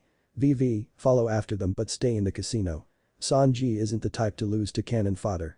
Vivi's eyes widened, realizing what he was implying. She glanced nervously at the bananadiles that were accumulating in the room, but none of them made a move against her. They were all just staring at the cage hesitantly. She ran up the stairs and out of the room. Crocodile and Robin looked at the scene before them, one in fury and the other in wonder. Crocodile turned to one of the few millions who was still awake. "Who the hell did this?" he asked quietly. Mr. P. Prince," he managed before passing out. Crocodile's expression turned murderous as he saw a tall, well-built man watching them from afar. The man dashed away and Crocodile glided after him in rage. Robin stared after them. Something about this just didn't feel right to her. Back in the flooding room, Nami and Usopp were still panicking. They rounded on Luffy and Zoro. "Why the hell are you two so calm?" Usopp shouted. "In case you haven't noticed, we're all about to drown," Nami added. Luffy ignored them, seemingly lost in his own world. "First, I'll shove that cigar down his throat," he said to himself. "Then I'll rip that hook off his arm and hit him with it repeatedly." And then he was interrupted by Smoker, who spoke up for the first time in a while. "Straw Hat. How much do you know about Crocodile's plan?" he asked slowly. Luffy stared at him. "Enough," he said simply. "That woman who was with him has been on the run from the government for 20 years, Smoker continued. "She has a bounty of 70 million, if I remember correctly." 79 million, Luffy corrected. Nami and Usopp looked shocked at this. From the moment those two joined forces, this became something much bigger than a plot to overthrow a nation. If left alone, this situation could develop into a global catastrophe. "That woman is dangerous," Smoker said. Luffy stared at him for a long while before turning away. "Do you believe everything that stupid government of yours tells you?" he asked. Smoker's eyes narrowed. "What does that mean?" he asked. "I just meant that you seem smarter than that," Luffy said. "Rather than just believing everything you're told, why don't you actually think for yourself?" Smoker seemed to actually contemplate this before they heard a voice call out. "Sorry guys. Did I keep you waiting?" Sanji asked as he stood in front of the cage and blew out a puff of smoke. Vivi strolled behind him, panting for breath. "No, you're just in time," Zoro said with a satisfied smirk. Nami and Usopp looked like they were about to cry at the very sight of him. "Sanji," Luffy said. "I need you to make that banana throw up," he said as he pointed to the bananadile on the far side of the room. Smoker turned to him. "Is something wrong with your ears, Straw Hat? That one's growl is wrong." Luffy shook his head. I doubt that was the real key Croc threw. He doesn't take any chances. Smoker nodded at the logic but was unconvinced. So then how will going after a different one help? Anti-manner kick course. The banana isle on the far side of the room retched as it was thrown up into the air, and when it fell back down, it vomited a large white ball. The ball cracked before it opened up like an egg, and Mr. 3 hatched from it, breathing deeply. Finally. He gasped. I thought I was really gonna die. He took long gulps from the water until he was refreshed and finally turned towards the cage. His eyes widened. Ah yeah. Straw Hat. He shouted. Yo. What's up 3? I need you to make a key to this lock so we can escape. Mr. 3 slowly took in the situation they were in before smiling deviously. Oh. And why should I do such a thing? He asked in a low tone. After Sanji explained to him through non-verbal means exactly why he should do such a thing, leaving out the boring parts, Mr. 3 relented and picked the lock using his powers. The cage door opened. Oh, nice job wax guy, Sanji complimented. Mr. 3 rubbed his head sheepishly before he was knocked out by another one of Sanji's kicks. Thank you Sanji-kun. You're the best. Nami shouted in relief. Sanji grinned widely. I'll bet you're falling in love with me all over again, huh? He said. Sure, whatever. Crocodile made his way back into the room with Robin in stride. So all that was to lead me away from the room and buy them some time. As if it matters, he said in an annoyed tone. Even if they manage to get that key, I have the real one with me. Oh, quite cunning, Robin commented. When they arrived back at the room, Crocodile was greeted with the most infuriating sight his eyes had ever been forced to perceive. The room was flooded, but the door to the sea stone cage was wide open. Mr. 3 was floating unconscious in the middle of the room. Attached to his shirt was a piece of paper that read, "See you later, shitty gator." Mr. Prince P.S. What's our time? Robin looked down at her watch. 14 minutes, 32 seconds, she said in a slightly odd tone. And that's including the time interval between their departure and our arrival, she added analytically. Crocodile was barely listening though. The veins bulged in his forehead and the key in his hand dropped to the floor. Chapter 40. Knocking on Heaven's Gates. On the way to find Cricket, the Straw Hats and their guide had run into another monkey-like man named Xiaoju, who was introduced as Masira's brother. For obvious reasons, the Straw Hats were not surprised by this, but a couple of them, namely Nami and Usopp, were wondering if they were just supposed to accept the existence of monkey-human hybrids and move on. Not so surprisingly, that's what ended up happening. When Masira and Xiaoju led them to their destination, most of the Straw Hats were taken aback by Cricket's house. That is, until they realized that it was a cardboard cutout of a mansion, at which point they were even more baffled. The house seemed to be quite literally cut in half, with the other half being nowhere in sight. When asked why the house was like that, the Sarayama brothers replied that they honestly didn't know, it had been like that since they had arrived and they had never asked Cricket about it. At this point, Sanji was getting slightly frustrated. He could have sworn he'd heard the name Montlink before, but he couldn't remember where. When he asked if this Cricket guy was famous, Masira and Xiaoju's eyes lit up in recognition. You must be talking about Cricket's ancestor, Montlink Norland. He was known by the world as a famous liar. Hearing the description jogged Sanji's memory and he recalled the tale of the man he had heard growing up in North Blue. The crew was surprised by this, seeing as they'd assumed he was born in East Blue. Sanji was not the suspicious type, but he couldn't help but sneak a subtle glance at Luffy and Zoro and wasn't that surprised to see that neither of them had reacted to the revelation of his origins. Curious. Unknown to him, Robin, who was very much the suspicious type, had done much the same thing. The two didn't seem to notice, and the moment passed when attention shifted back to the Sarayama brothers, who explained the story of Montlink Norland and how he had died, maintaining that the city of gold must have sunken into the sea as a result of a severe earthquake. But I'm telling you, Norland wasn't a liar. Masira shouted with passion once they finished recounting the tale. Xiaoju quickly agreed with him, telling the Straw Hats about everything that Cricket had found diving to the ocean floor. The two were very enthusiastic about proving the existence of the city of gold. So is that why Cricket dives every day? Usopp asked. To prove his ancestors' innocence. Actually, Cricket doesn't believe one way or another, Xiaoju responded. He says he does it because he wants to come to terms with his lineage. He says that whether or not Norland lied, he just wants to be sure one way or another. And we'll support him to the end no matter what happens. Masira added. I know it exists though. I can feel it in my bones. It was then that a figure emerged from the sea and climbed onto the island. Upon catching sight of the Straw Hats, the man tensed up, but once he saw Masira and Xiaoju, he visibly relaxed. What? You two brought guests. Who are these people? The man who was presumably Cricket asked indifferently. Boss. Masira shouted. These guys are trying to get to Sky Island. Since they're good people, I thought we should help them. This caused Cricket to raise an eyebrow as a ghost of a smile crossed his lips. Sky Island, huh? What a bunch of fools. Then again, I'm not really one to talk. So can you get us there? Usopp asked hopefully. We need to get there before our log adapts to this island. Well, I myself am not sure if it exists, Cricket replied. But if it does, I know a way you can potentially get there. Cricket explained the natural disaster that was the knockup stream, from its mechanics, to its frequency, to its tendency to occur in different parts of the ocean.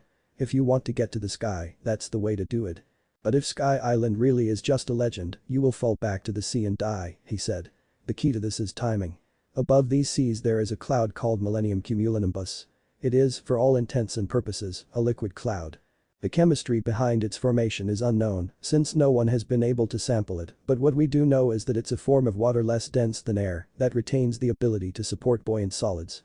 This is the theory that accounts for the possibility of an island in the sky. Luffy hummed. So in other words, it's a. Do not say mystery cloud, Nami interrupted. I'm still gonna think it, Luffy said defiantly, before turning to Cricket. Hey, Diamond Head Asen, did you say this knockup stream happens in different parts of the sea? Cricket nodded in confirmation, and Luffy leaned back against the ground, getting comfortable. And how powerful is it? Like I said, it's a natural disaster, Cricket said. But it's more powerful than almost any earthquake. You'd be knocking on the door to the heavens if you actually plan on riding it. Luffy smirked. So let's say, one day, the knockup stream happened to occur underneath the island of Joya like, I don't know, maybe 400 years ago. Cricket's cigarette dropped from his mouth as he heard those words. His eyes were wide, and his entire body was tensed up. Around him, the entire room was silent as the rest of its occupants absorbed the implied meaning behind the words. Cricket himself was speechless. Holy, he trailed off and raised a hand to his head. That's quite the theory, kid. He paused for a moment. For so long, I've been searching the ocean floor. All this time, I never even thought, and it explains so much. Why I never even found a trace of the other half of the island. Why the sky completely darkens under the Millennium Cumulonimbus. Even why this damn house that I found was cut in half. The Straw Hats were looking at their captain in surprise. There it was, another of his amazing insights coming out of left field. Could what he was implying really be true? Wait a minute. Nami yelled suddenly. If Luffy's theory is true, that means there's a city full of gold where we're going. Luffy's sweat dropped. Well, yay. Nami's eyes morphed into Beely symbols as the other Stawats watched in exasperation. Why did Nami's eyes change? Chopper asked innocently. Because the eyes reflect the soul, and Nami is really greedy, Usopp replied, only to get kicked by Sanji. Robin giggled in amusement as the two started bickering. Well, this works out perfectly, Luffy said suddenly. Diamond Head Asen, if you show us the way to Sky Island, we'll find a way to signal you if we find the city of gold. Cricket's face now morphed into a wide grin. Well, aren't you the thoughtful one? Even after I already agreed to get you there. Fine, you've got a deal, kid. Wait here. He walked into the house and after a short while, came back out with a small gold ornament in his hand. It looked just like a bell made of pure gold. This is one of the many pieces of evidence I found on my trips to the ocean floor. In Norland's log, he mentioned a giant golden bell, the ringing of which would echo throughout the seas. If you find the city of gold, ring that bell, and we should be able to hear it even from down here. That'll be all the proof I need. The golden bell, huh? Luffy said, reminiscing. Sounds interesting. I'll be sure to ring it. The two shook hands, and the agreement was set. After that, Cricket went through the details of the plan to get them to their destination. The knockup stream would connect the sea to the sky at noon the next day.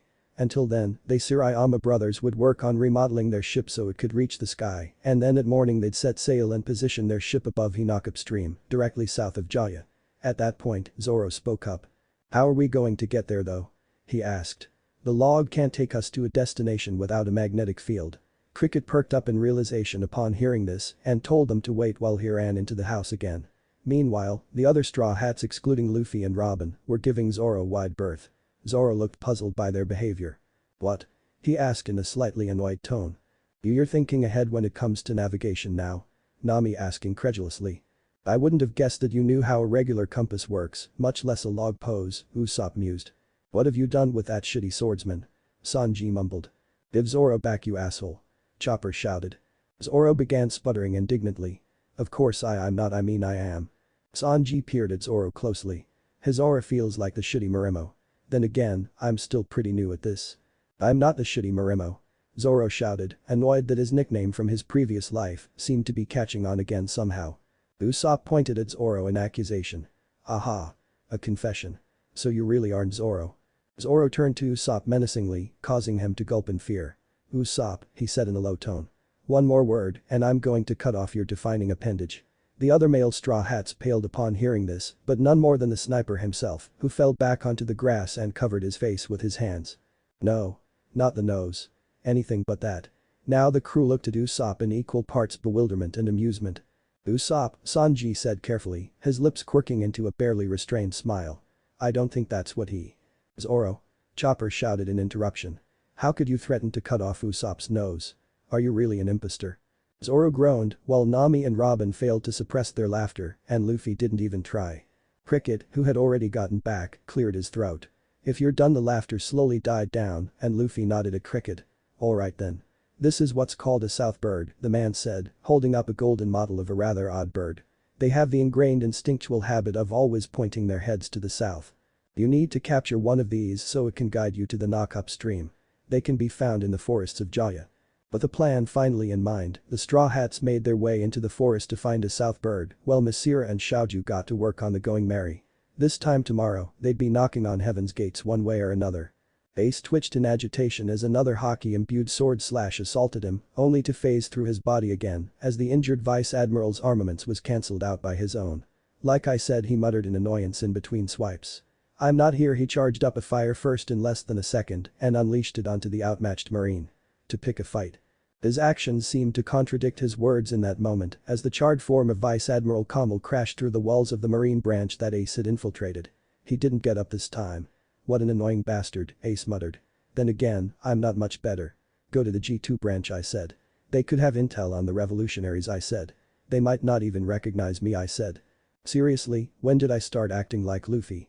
He sat down on the floor to think for a minute, wondering how he was going to find who he was looking for and what he was going to do when he did. He thought back to what Luffy had told him in Alabasta. He won't remember you right away. You'll have to jog his memories. Well, how was he supposed to do that? He doubted it would be as simple as saying, hey, it's me Ace, your long-lost brother. Hurry up and remember. He sighed. This was all becoming very troublesome. At least Luffy's journey was going well, highest bounty among the rookies of his generation and all. Suddenly, Ace's head perked up as he felt a powerful aura approaching. It was much stronger than the Vice Admiral's. In fact, it rivaled his own. Who did the Marines send? He could have sworn he cut off their communications once they caught wind of his infiltration. He slowly got up and made his way out of the ruined building, ignoring the unconscious Marines everywhere, and prepared himself for a fight. When he got outside, what he saw surprised him. There was a lone man in a hooded black cloak walking towards him, but his intentions didn't seem to be hostile. In fact, he seemed curious. Relaxing his guard slightly, Ace met him halfway.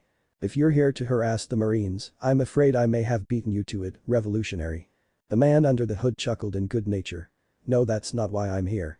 I just heard you were looking for us, and my curiosity got the better of me. Ace raised an eyebrow. You're well informed. I actually have a connection to someone in your ranks, and I was hoping to find them. Usually we'd know if one of our members was acquainted with a Whitebeard commander, but I suppose I'll give you the benefit of the doubt, the revolutionary said. Ace grinned sheepishly. So you know who I am. At least introduce yourself then. Or should I just call you Hood and Cloak Guy? Ah, my apologies. He removed his hood and Ace's eyes widened to epic proportions. I am Sabo, the Revolutionary Army's Chief of Staff. Ace's mind went blank for a moment then. What the actual fuck? Sabo sat across from Furious. No, Ace, he reminded himself in silent contemplation. He had a lot to take in. From being told stories of his past that he himself didn't remember, to finding out he had two brothers not by blood, but what did that matter when none of his greater connections in life were not blood related to begin with? Just the fact that he had family, whether by blood or otherwise, was more than he could have claimed waking up in the morning. At first he was hard-pressed to believe everything he was being told, but it soon became evident that Ace knew too much about the circumstances of his incident. He knew he had lost his memories off the coast of Dawn Island. He knew he'd been shipwrecked by the Celestial Dragons, information which only the boss and some higher-ups of the Revolutionary Army knew.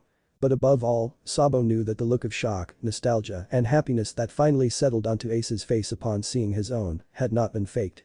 Not a day normally went by when Sabo didn't think about his life before that incident. Now, he had some idea of what it had been like. He had been conceived by nobles, oh, the irony, but had grown to despise the suffocating lifestyle. He had met Ace in the Great Terminal, and they had dreamed of becoming pirates together.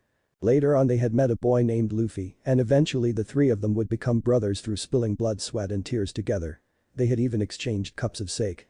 Even though he couldn't remember it, these thoughts brought a warm feeling to his stomach that he couldn't quite explain.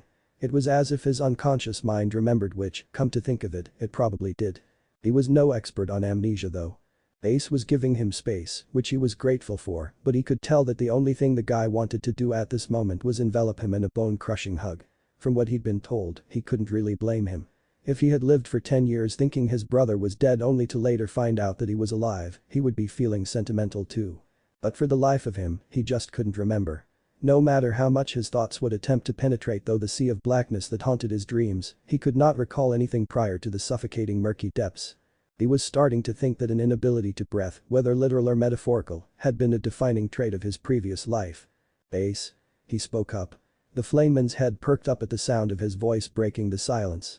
I'm glad I met you, Sabo said. But I need time to adjust. And I don't think I can be a pirate, not now. Ace flashed him a grin. Whatever you decide is fine with me, Sabo. I'm just glad to have you back, even if you can't remember it all. Take all the time you need. Sabo grinned back. Actually, there is one thing I'd like to ask. Anything, Ace replied. Do you think I could meet Luffy? What the hell is wrong with this bird? Nami screeched in frustration as she ran from the forest's abnormal wildlife. The hunt for the South Bird was going smoothly, at least that's what Luffy would say. Said rubber man was currently using his haki to tame any animal that he found interesting, while he left the rest of the crew to their own devices.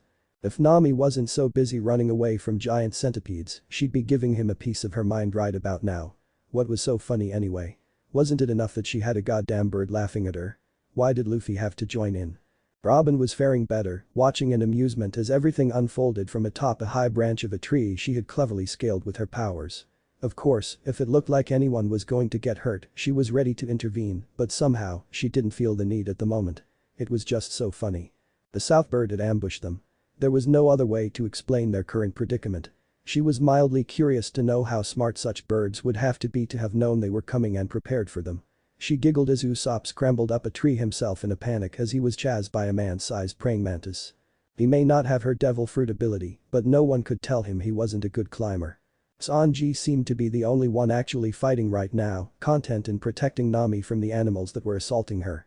Robin noted with interest that he visibly cringed every time he kicked a giant insect. Was he afraid of bugs? If he was, it seemed he was too devoted to his chivalrous ways to care at the moment. Topper was the only one the various animals weren't trying to attack. Robin guessed that they probably viewed humans as hostile, but didn't consider a talking bipedal reindeer a threat. The reindeer was attempting to convince them not to harm the crew, but his pleas were being for the most part ignored. Every once in a while one of them would sneak up behind Zoro, who was leaning against a tree with his eyes closed. But then he would shoot them a glare and they would scurry away to find a less intimidating target. Joe. Came the familiar yet strange call of the South Bird, which Robin instinctively knew was mocking them all. She looked out at the sun through the trees and noted that it was setting. Seeing as they had a deadline, it was probably intervention time. She closed her eyes and focused on the area that the bird call had originated from and sprouted 2 eyes on a nearby tree. Seeing the bird, she sprouted 2 arms around its body and gripped it before pushing it out of the tree. It fell onto the ground below with a thud, struggling and cursing loudly in bird language all the while. Robin jumped down from the tree and calmly walked over to the bird before picking it up. It glared at her, and she smiled apologetically back at it. "Captain San." She called out. Luffy looked up from the mantis that was being compelled to shake his hand. "The sun is getting low. We might want to report back to Cricket-san soon." Luffy pouted, but nonetheless nodded his head before releasing his haki. Immediately all of the animals that he hadn't tamed dropped like rocks into unconsciousness. Zoro yawned and got up, stretching his limbs. "So quiet," he commented. "Is it time to go?" "Yeah, they've had their fun. But we came here for a reason," Luffy said with an infuriating smile. Nami walked up to him and predictably bonked him over the head before grabbing him by the collar and shaking him angrily. "Why didn't you do that earlier, stupid captain?" "Because Nami. It's training." Survival try. He was cut off as her fist made contact with his head again and he plummeted to the ground. When the Straw Hats arrived back at Cricket's home, they were in equal parts impressed and puzzled by the new appearance of the Going Merry. "Is it supposed to be a chicken?" Chopper asked in confusion. "Who knows?" Usopp replied. "But Mary is still Mary. If she can fly now, I'm not complaining." As it turned out, they still had a few hours to kill before they had to set sail for the knockup stream, so they ended up spending the morning partying. When Luffy noticed that the south bird was pouting inside its cage, he walked up to it and said he'd let it out if it promised not to fly away. Much to everyone's surprise, it agreed, and much to their chagrin, Luffy, the ever-trusting buffoon, let him out. Robin was resignedly prepared to catch it again, but was surprised when it stayed put. Chopper asked why it was so cooperative now, to which the bird vaguely responded that it had been listening to their plans and had its own reasons for wanting to find Sky Island. Whatever that meant. As noon approached, the Straw Hats got ready for their departure. Once they packed everything onto the Going Merry, they raised anchor. "Hey kid." Cricket shouted from ground level. "Don't go falling out of the sky now." Luffy grinned and flashed him a thumbs up in acknowledgement. "Why is this whirlpool so big?" Nami and Usopp shouted fearfully.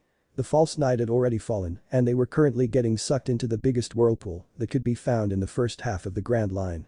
The only ones who seemed unperturbed by this were the monster trio and Robin. While Luffy and Zoro knew what was going to happen, Sanji was simply too busy comforting Nami, who wasn't paying attention to him, and Robin, who didn't need comforting, to care. And Robin, well, she was Robin. Soon the whirlpool disappeared completely, leaving most of the Straw Hats dumbfounded. After about 30 seconds, they were wondering whether they were in the wrong place. After another 10 seconds, they were retracting that doubt as they were violently blasted off of the surface of the ocean by the monstrous current. It was quite the experience, even for those who had lived through it before. But soon, the ship started to slip from the vertical current, which was pointed out by a slightly distressed Sanji. Nami soon proved herself as their navigator, however, telling them to unfurl the sails so they could catch the rising wind and ride it up the stream the rest of the way. It wasn't long before they finally ascended through the surface of the clouds. Most of the Straw Hats were sprawled out across the deck. Luffy was the only devil fruit user who had managed to keep his footing, despite having been momentarily sapped of his strength. Zoro and Sanji had also kept upright, so the three of them walked around and helped the rest of the crew regain their bearings. After everyone had recovered, they took a look around and were shocked beyond belief. "It's amazing," Usopp exclaimed. "Beautiful," Robin agreed. "We really are floating on the clouds," Sanji commented. "How is that possible?" Luffy glanced at him quizzically. "Of course we can float on them, they're just clouds," he reasoned. Nami shot him a mild glare. "I think you need to get your facts straight," she mumbled, to which Luffy smiled innocently. "Do I really though? Take a look around you," he said in a smug tone that didn't match his expression, causing Nami's eye to twitch in the way it often did. "So then," she said in annoyance. "That makes this the Sea of the Sky." Cricket-san said that it was less dense than air, like a cloud, but could support buoyant objects, like the sea. "That explains how our ship is floating on it. My question is, how could it support an island?" Robin hummed in thought. "One with a magnetic field no less. It does seem bizarre. Perhaps there is another natural formation holding the other half of Jaya up." "Another formation?" Nami questioned. "What do you mean?" "I'd imagine it's like a ship and its cargo," Robin reasoned. "Be it passengers or supplies, ships are designed to carry things that wouldn't normally float over the water safely." Although it seemed she was stating the obvious, the rest of the Straw Hats soon caught on to her analogy. "So then the island is the cargo," Nami stated.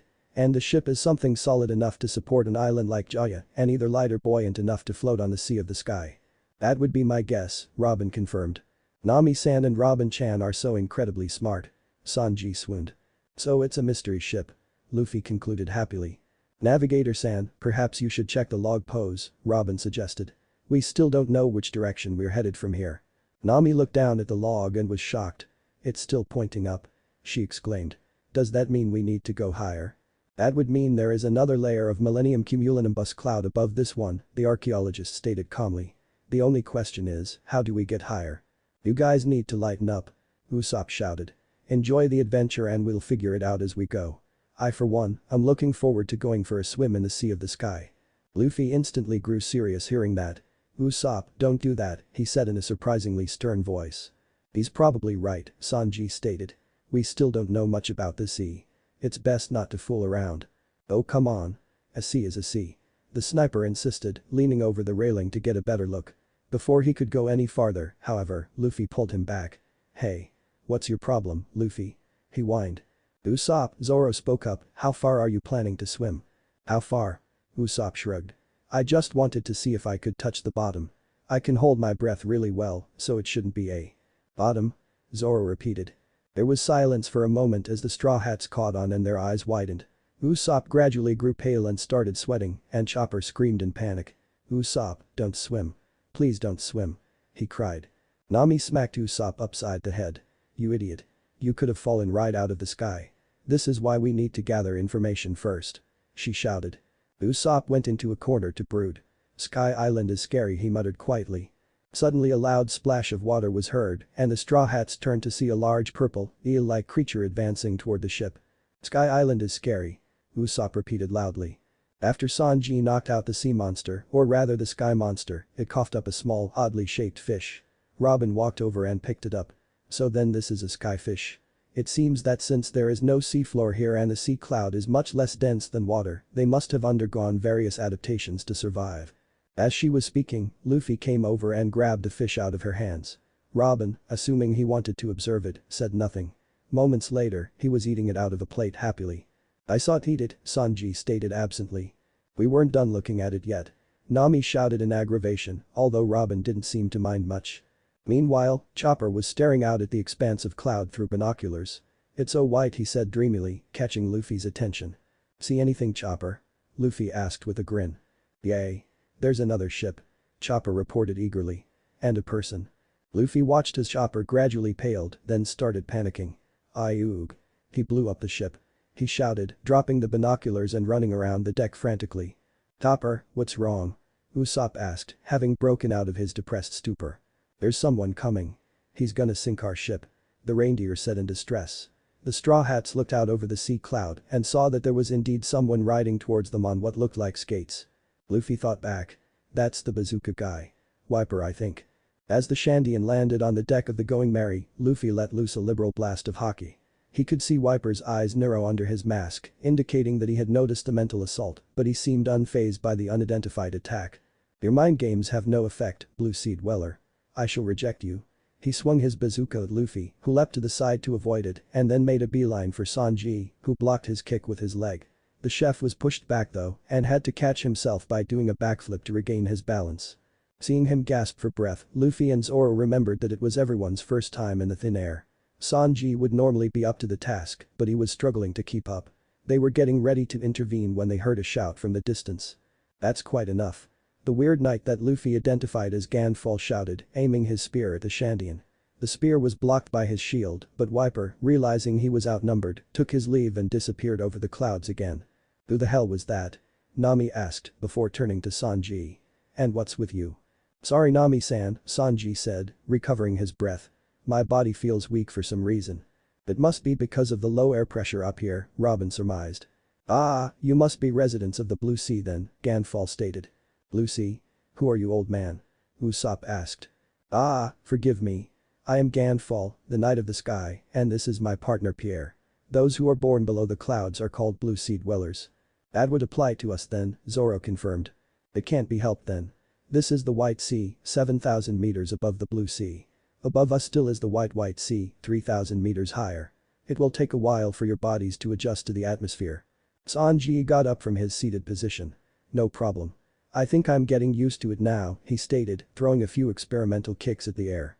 No, I'm afraid that's not possible, Ganfall said. It takes more time than that to grow accustomed. Ah, don't worry about it, old guy. Luffy assured. If we can handle the knockup stream, we can handle some thin air. Ganfall's eyes widened comically. The knockup stream, do you mean to tell me you actually arrived here on that monstrous current to think there would still be some brave enough to make that venture? Nami was growing more teary-eyed with every word. I knew that couldn't be the normal route. Luffy. If we had just gathered more information, we could have gone the safe way. I blame you. Luffy scratched his head. Does it matter? We're here anyway, right? Have you lost any of your crew? Ganfall asked. Luffy's body went completely rigid hearing that question. No. He said in a neutral voice, a little quieter than usual. But the only ones who noticed his behavior were Zoro, who closed his eyes, and Robin, whose eyes widened slightly. I see, Ganfall said. The other routes would not have been so forgiving. The knockup stream is a life-or-death gamble. Either everyone lives or everyone dies. Many do not have the heart to make that gamble these days. Those who do, I view as the most courageous of sailors. He sighed in resignation. Be that as it may, I fear you all have come at a bad time. You will most likely not be welcome here with open arms. We're kind of used to that, Luffy said. We're pirates. Pirates? Ganfall asked. How nostalgic. Nevertheless, I fear for your safety. This land has not taken well to visitors recently, ever since he trailed off. Luffy's brow furrowed.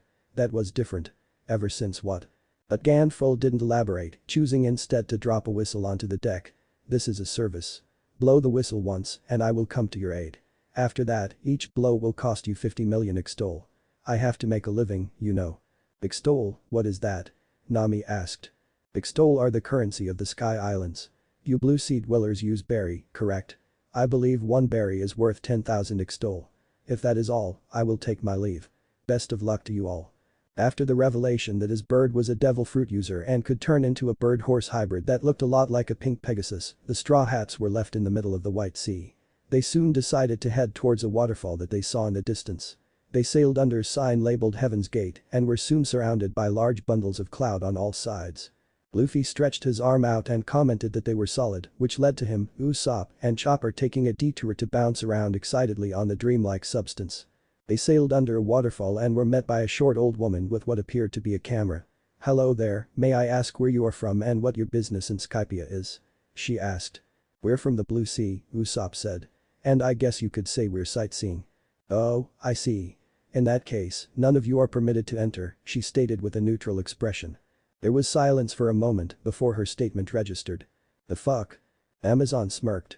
"To the almighty god Enel and the priests who serve him, 7 illegal entrants have trespassed into the White Sea. They now await heaven's judgment. Now then, the stage has been set. Enel's grip has weakened and it will only take one more push for the sky to slip through his fingers. Will these Blue Sea dwellers bring his reign of tyranny to an end or will they too fall victim to the ordeals of heaven?" When the Straw Hats reached the light at the end of the clouded tunnel, they gasped in awe at the scenery. They had wondered what Sky Island would look like, but this put their imaginations to shame. "Amazing. It's like a tropical paradise," Nami shouted in glee. This caused Robin to frown. "Tropical?" she thought aloud. "Something wrong, Robin-chan?"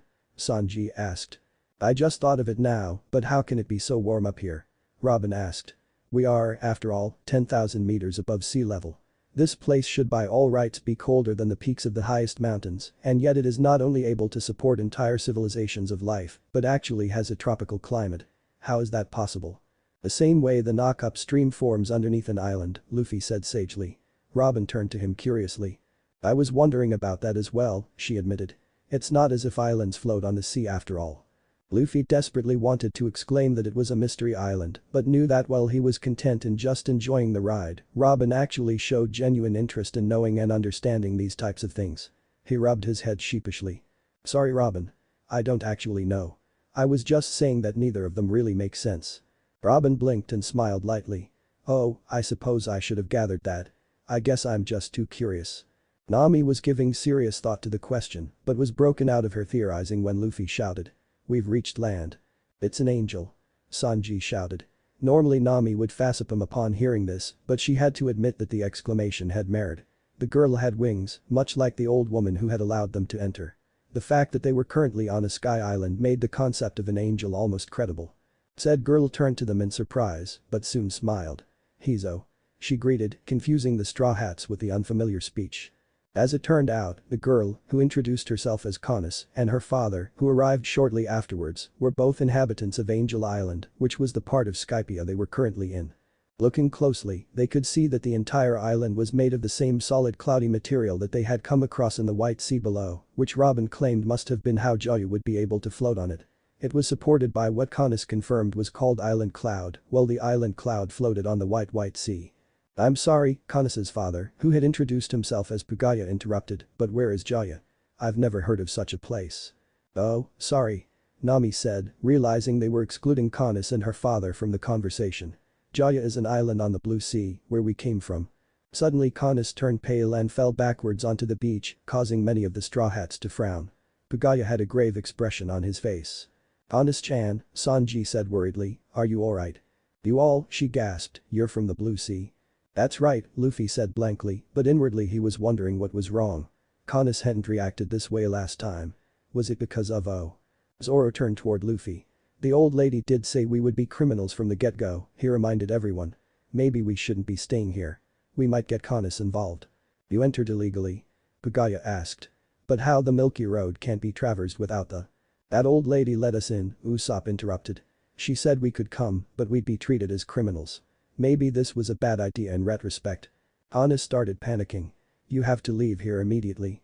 You're all in terrible danger." "Why?" You guys haven't had visitors from the Blue Sea before? Zoro asked calmly, despite knowing that wasn't the case. That is precisely the problem, Pagaya said. Just recently a band of Blue Sea dwellers caused a lot of trouble here, causing God Enel to decree that none from the Blue Sea would be granted entrance to Skypia any longer. What happened here? Who got him so mad? Luffy asked, curious as to who could have rattled Enel's cage to the point where the usually uncaring Skypian would become this opposed to having company. I'm sorry. It is forbidden to discuss that incident, Pagaya said. You all must leave here before he takes notice of your presence. Otherwise, I fear for your safety. It's a bit late for that, Luffy said. He's already noticed us. Chopper turned to him in shock. What? But how? We just arrived here. Observation haki, Luffy said. Sanji's eyes widened in shock. How far away is this guy? His own senses were getting stronger every day, but they barely stretched out past the going merry unless he focused them. God Enel sees all, Kana said in a subdued voice. If he already knows you're here, then there's no escape. She was visibly dismayed. But how? Chopper asked fearfully. What can he do if he's not even? He was interrupted by a sudden flash of lightning above their heads, which was accompanied by a loud clap of thunder. The lightning struck a nearby formation of island cloud, utterly destroying the less than durable substance and leaving Chopper gaping. Chopper, Usopp said in a false tone of serenity that somehow didn't belie his inner feelings. Please shut up. Chopper nodded dumbly. The devil fruit and observation haki. Sanji concluded. Sounds like a troublesome bastard. He sucks at hiding his aura though, Luffy stated. Even worse than me. On God's shrine, at the top of Giant Jack in Upper Yard, a certain lightning Loja was deeply amused. Ahahaha. What an impudent little mortal. But still, it's rare to see a mantra user from the Blue Sea. I wonder, what is this aura he speaks of? Is it the same as what we call a voice? Well, no matter. He turned to his nearest servant. Alert Captain McKinley and gather the remaining priests below. I want these sinners dealt with. Yes, Enel-sama. Back on Angel Island, the Straw Hats had decided that their vacation time was over. They asked Kanis and Pagaya about Jaya, and they nervously responded that the only island that fit the description was Upper Yard, the island made entirely of earth, which had arrived in the sky 400 years ago. Apparently it was God's land and they were forbidden to set foot there. When Nami stated that the island was their destination, they looked resigned but didn't protest, which caused Robin to narrow her eyes. She was debating whether to voice her suspicions when what seemed to be the local law enforcement arrived crawling on the ground quite conspicuously. You there? Called a voice from afar. The Straw Hats turned to see a group of men in white berets. You're the 7 illegal entrants from the Blue Sea, correct? Yep, that's us, Luffy said, causing Nami to yell at him in reproach. By word of the almighty God Enel, we, the White Berets, are here to cast heaven's judgment upon you. For the Class 5 crime of illegal entry, you are to be stripped of all your money and belongings and sentenced to cloud drifting. The Straw Hats could feel the temperature in the immediate vicinity drop 10 degrees and turned to wearily face Nami, whose face had darkened. The more observant of them noted that there was a cloud slowly forming over the heads of the White Berets. Could you repeat that? Nami asked quietly. Captain McKinley raised an eyebrow. We are here to cast heaven's judgment upon you. No, the part after that, Nami clarified. Ah, the penalty, of course. You are to be stripped of all your valuables and sentenced to. I'm going to stop you right there, the navigator said, smiling sweetly. Thunderbolt tempo. A bolt of lightning struck down from the cloud that had already formed, eliciting screams from that White Berets, who had been bunched up together as the electricity coursed through their bodies. They finally collapsed in an unconscious heap. Sanji had hearts in his eyes and Luffy started laughing hysterically. Ha ha ha ha. Nice one Nami. The captain praised. Oh dear Pagaya said. You guys what have you done? Kanis asked, pale as ice. What? They were going to take our money. It was self-defense. Nami proclaimed, causing her crewmates to snicker at the logic. I'm sorry, but I'm afraid the consequences for this transgression will not be as forgiving, Pagaya said gravely. Incapacitating the White Berets is a Class 2 crime. You fools. McKinley shouted, having regained consciousness. Are you trying to invoke the wrath of God Enel? The White Berets are the most forgiving of God's enforcers. The rest will not hesitate to make you repent for your sins. Luffy scratched his head. Okay then. What's the penalty for a Class 2 crime? McKinley looked surprised that he was asking. Well, you're to be taken to Upper Yard to face the ordeals of the priests. Okay, take us there, Luffy said with a shrug. We were going to go there anyway. McKinley gaped at him. Holy, sit, a bald man with sunglasses said.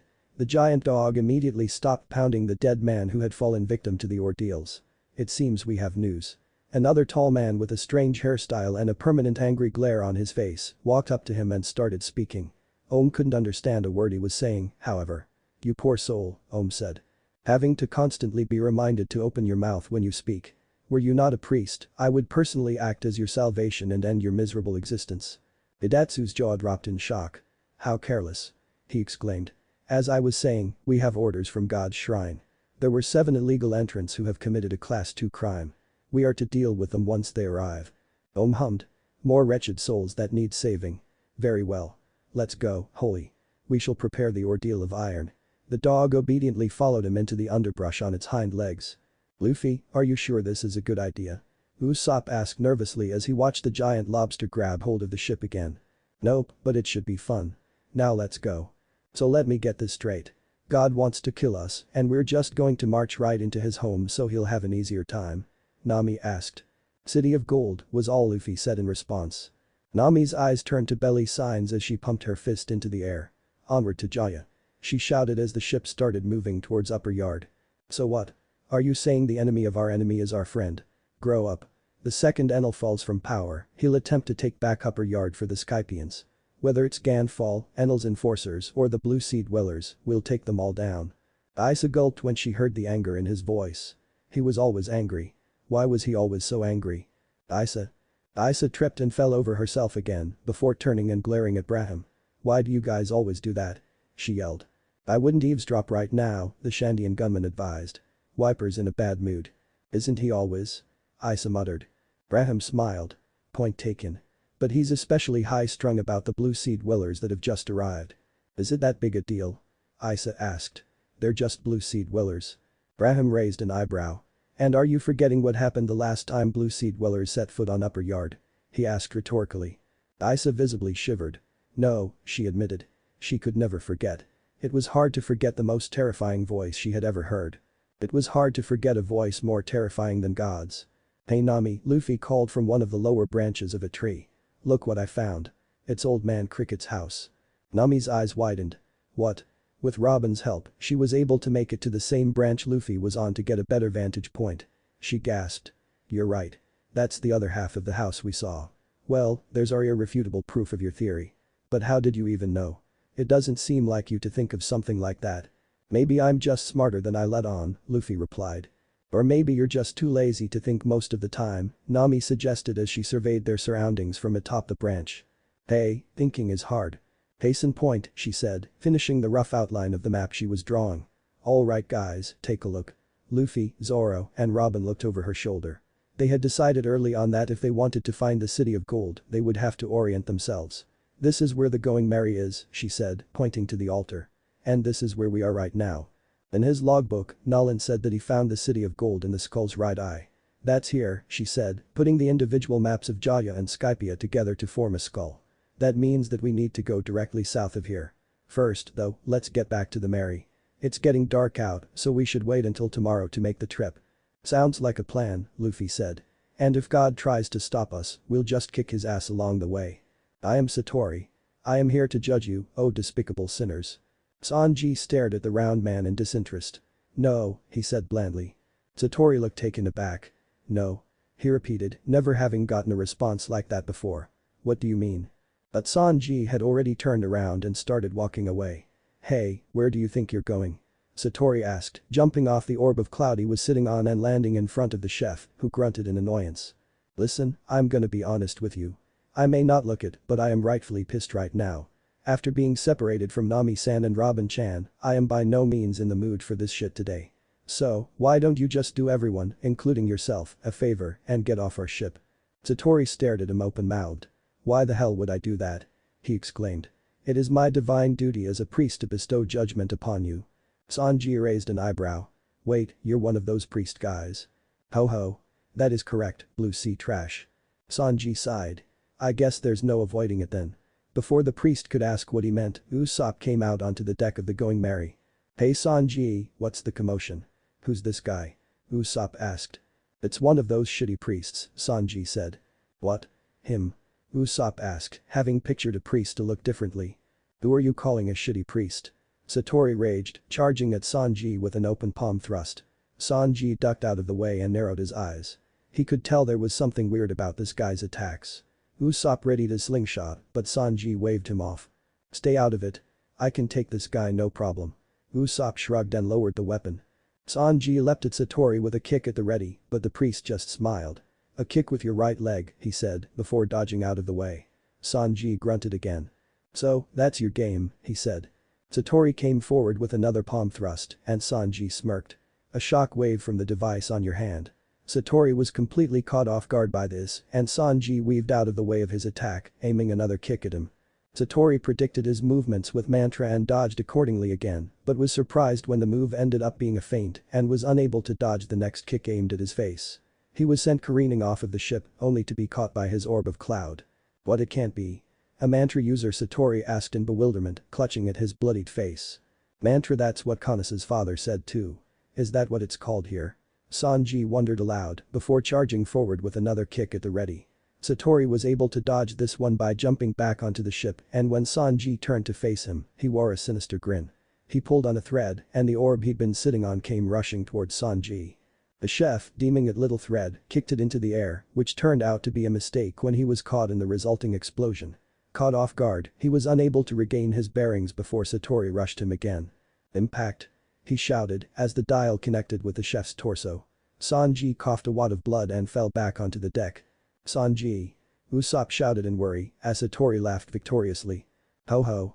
That's what you get when you underestimate the ordeal of balls," he said with glee, but was promptly silenced when Sanji got up again, looking thoroughly pissed. "You're still conscious." Sanji ignored his shock as he glared at him. "Time to fry the dough," he muttered. When Luffy and company arrived back at the Going Merry, they were only slightly surprised to see the bloody beaten form of what they assumed to be an enemy lying on the deck of the ship. "Who's this guy?" Chopper asked him. "One of the priests. He was annoying to deal with," Sanji answered.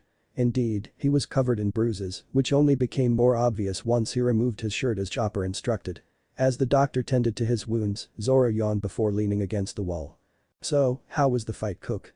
he asked lazily. The chef understood what he was being asked though. He could use observation haki. That was really the only thing he had going for him. He was better at using it than I was at first, but once I got a couple kicks in he freaked out and lost control of it. It ended quickly after that. Still, what an annoying bastard. "You're telling me?" Usopp shouted. That guy had no regard for ship maintenance.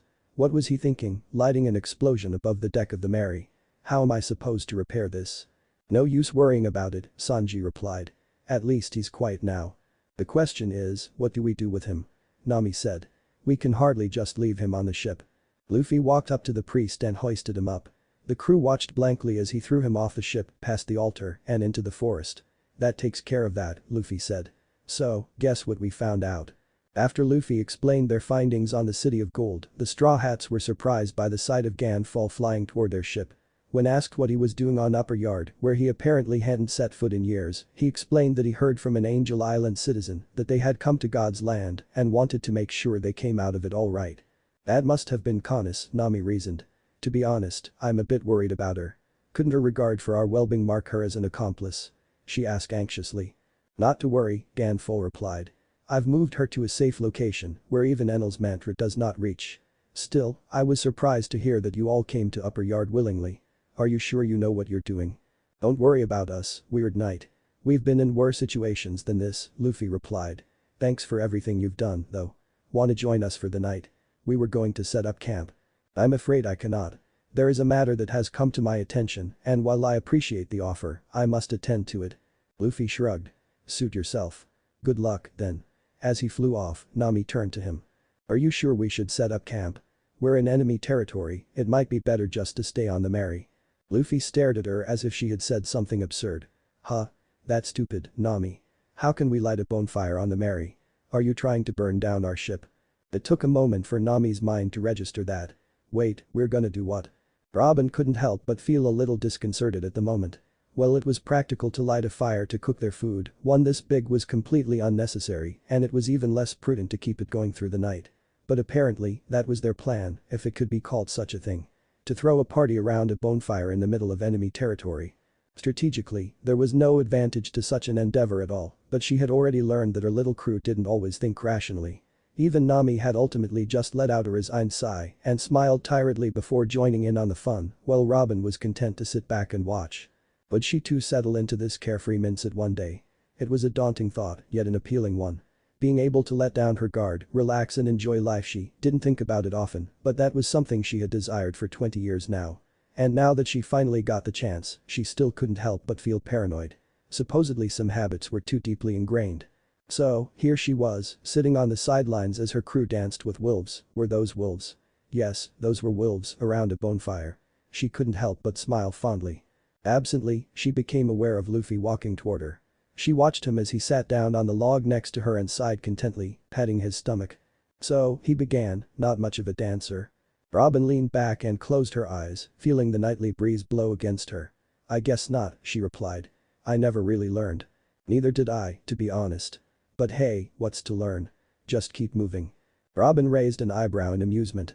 Are you asking me to dance, Captain San? Luffy pouted. I'm asking you to have fun. What are you doing here by yourself, anyway? Someone has to keep watch, she defended. Keep watch for what? Luffy asked, grinning. Wolves. Good job. Robin giggled. Enforcers. Priests. Self-proclaimed deities, perhaps. Robin, you know I'm like, really strong, right? Yes, she knew that. In fact, she couldn't stop thinking about the fact ever since he took down Crocodile with barely a scratch to show for it. She hummed in response, silently asking what his point was. And you know I can sense any enemies coming with observation haki, right? Yes, she knew that as well. She closed her eyes again and smiled, suddenly feeling slightly ridiculous. I guess old habits die hard, she admitted, voicing her thoughts from earlier. Luffy grinned again. Well, come on then. If you don't want to dance, Zoro could use a drinking buddy. Robin allowed herself to be led closer to the campsite, where she was greeted warmly and for the first time, partied the night away as a Straw Hat Pirate. DGGH Go Usopp stuttered, unable to form the word. Mary, Luffy breathed, causing Usopp to nearly forget his fear and turn to Luffy in concern. Mary? What about Mare? Usopp was interrupted as Luffy grabbed hold of his arm and jumped across the ocean cloud and onto the deck of the ship. Usopp, on full alert now, turned warily towards the mysterious figure, mallet in hand, that was now facing them, while Luffy just continued to stare in reverence. The figure's face suddenly spread into a wide smile. It seemed to be as delighted to see them as a ghost-like figure could possibly be. Captain Luffy. Usopp. Its childlike voice shouted in glee. Who are you? How do you know our names? Usopp asked, voice laced with a curiosity that overpowered his usual apprehension. The small figure's face lit up with a mischievous countenance. Guess. The child challenged. Only then did Usopp start to take in the child's appearance. It was that of a young girl, one with white shoulder-length hair. Her face shone with a childlike innocence, but one that belied the infinite wisdom that was reflected in her deep brown eyes, hidden beneath the surface. It was as if she had felt all the pain the world had to offer, but still had the heart to keep going. Mary, Usopp whispered, his voice caught in his throat. It defied all reason. There was no explanation as to how this girl could be their ship, and yet he just knew. Luffy swallowed thickly. His observation haki was being barraged by the very essence of his crew. He could sense a myriad of qualities in Mary's aura which he could easily identify the sources of. From his own unyielding determination to Zoro's undying loyalty, Nami's playful mischievousness, Usopp's natural curiosity, Sanji's fierce protectiveness, Chopper's optimistic enthusiasm, and Robin's sharp intelligence. They all blended together so naturally it was almost beautiful, and he could feel tears coming to his eyes. He had never had the chance of observe Mary's aura before. In fact, he wasn't even completely sure a ship would have one. But now that he could sense it for himself, he knew that it was something he would never forget. It was surreal. Mary laughed. You guessed right. It's me, she said. Wait, so you're a girl? Usopp asked randomly, causing Luffy to break out of his daze and snicker at the timing of the question. Mary scratched her head. Well yay. You guys always refer to me as she, so I'm a girl. She declared as if it was a simple concept. Makes sense to me, Luffy agreed. Well okay then, Usopp said, not quite understanding how that worked, but readily accepting. So basically you appeared to repair yourself. Do you do this often? He asked. There was a hint of guilt in his voice, and Luffy suddenly paled. Mary laughed uneasily. No, this is the first time, she admitted. Mary, Luffy spoke up. Are you going to be okay? Usopp looked at him in confusion. Mary looked down at her feet, reluctant to answer. Finally, she spoke. I'm just a caravel. The knockup stream was too much, she said quietly. Luffy gritted his teeth in grief upon hearing the answer as Usopp looked back and forth between the two in worry. Hey, what do you mean it's too much? He asked. No, I understand. We've been pushing you too hard, right? Are you saying the repairs won't hold? Because if so, tell us.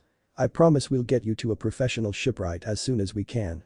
Mary met Usopp's eyes and shook her head sadly. Usopp's widened. You mean? Luffy closed his eyes.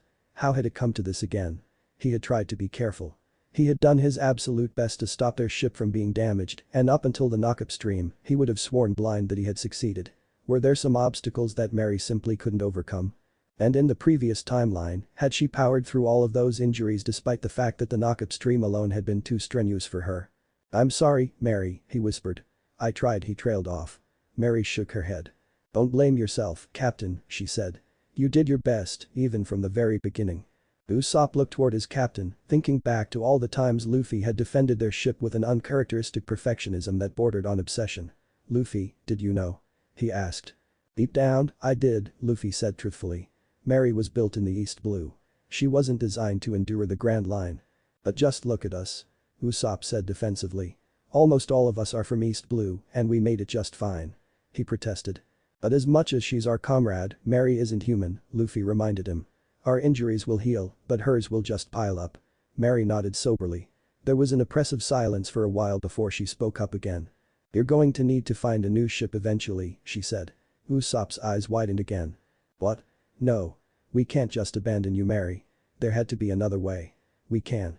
No, Usopp, Mary said, her voice uncharacteristically stern. You have to promise me you'll move on. I want to go on more adventures with you all, but I know my limits and my time is running out. You have to let me go. She paused and her voice grew quiet again. I don't want you all to sink with me.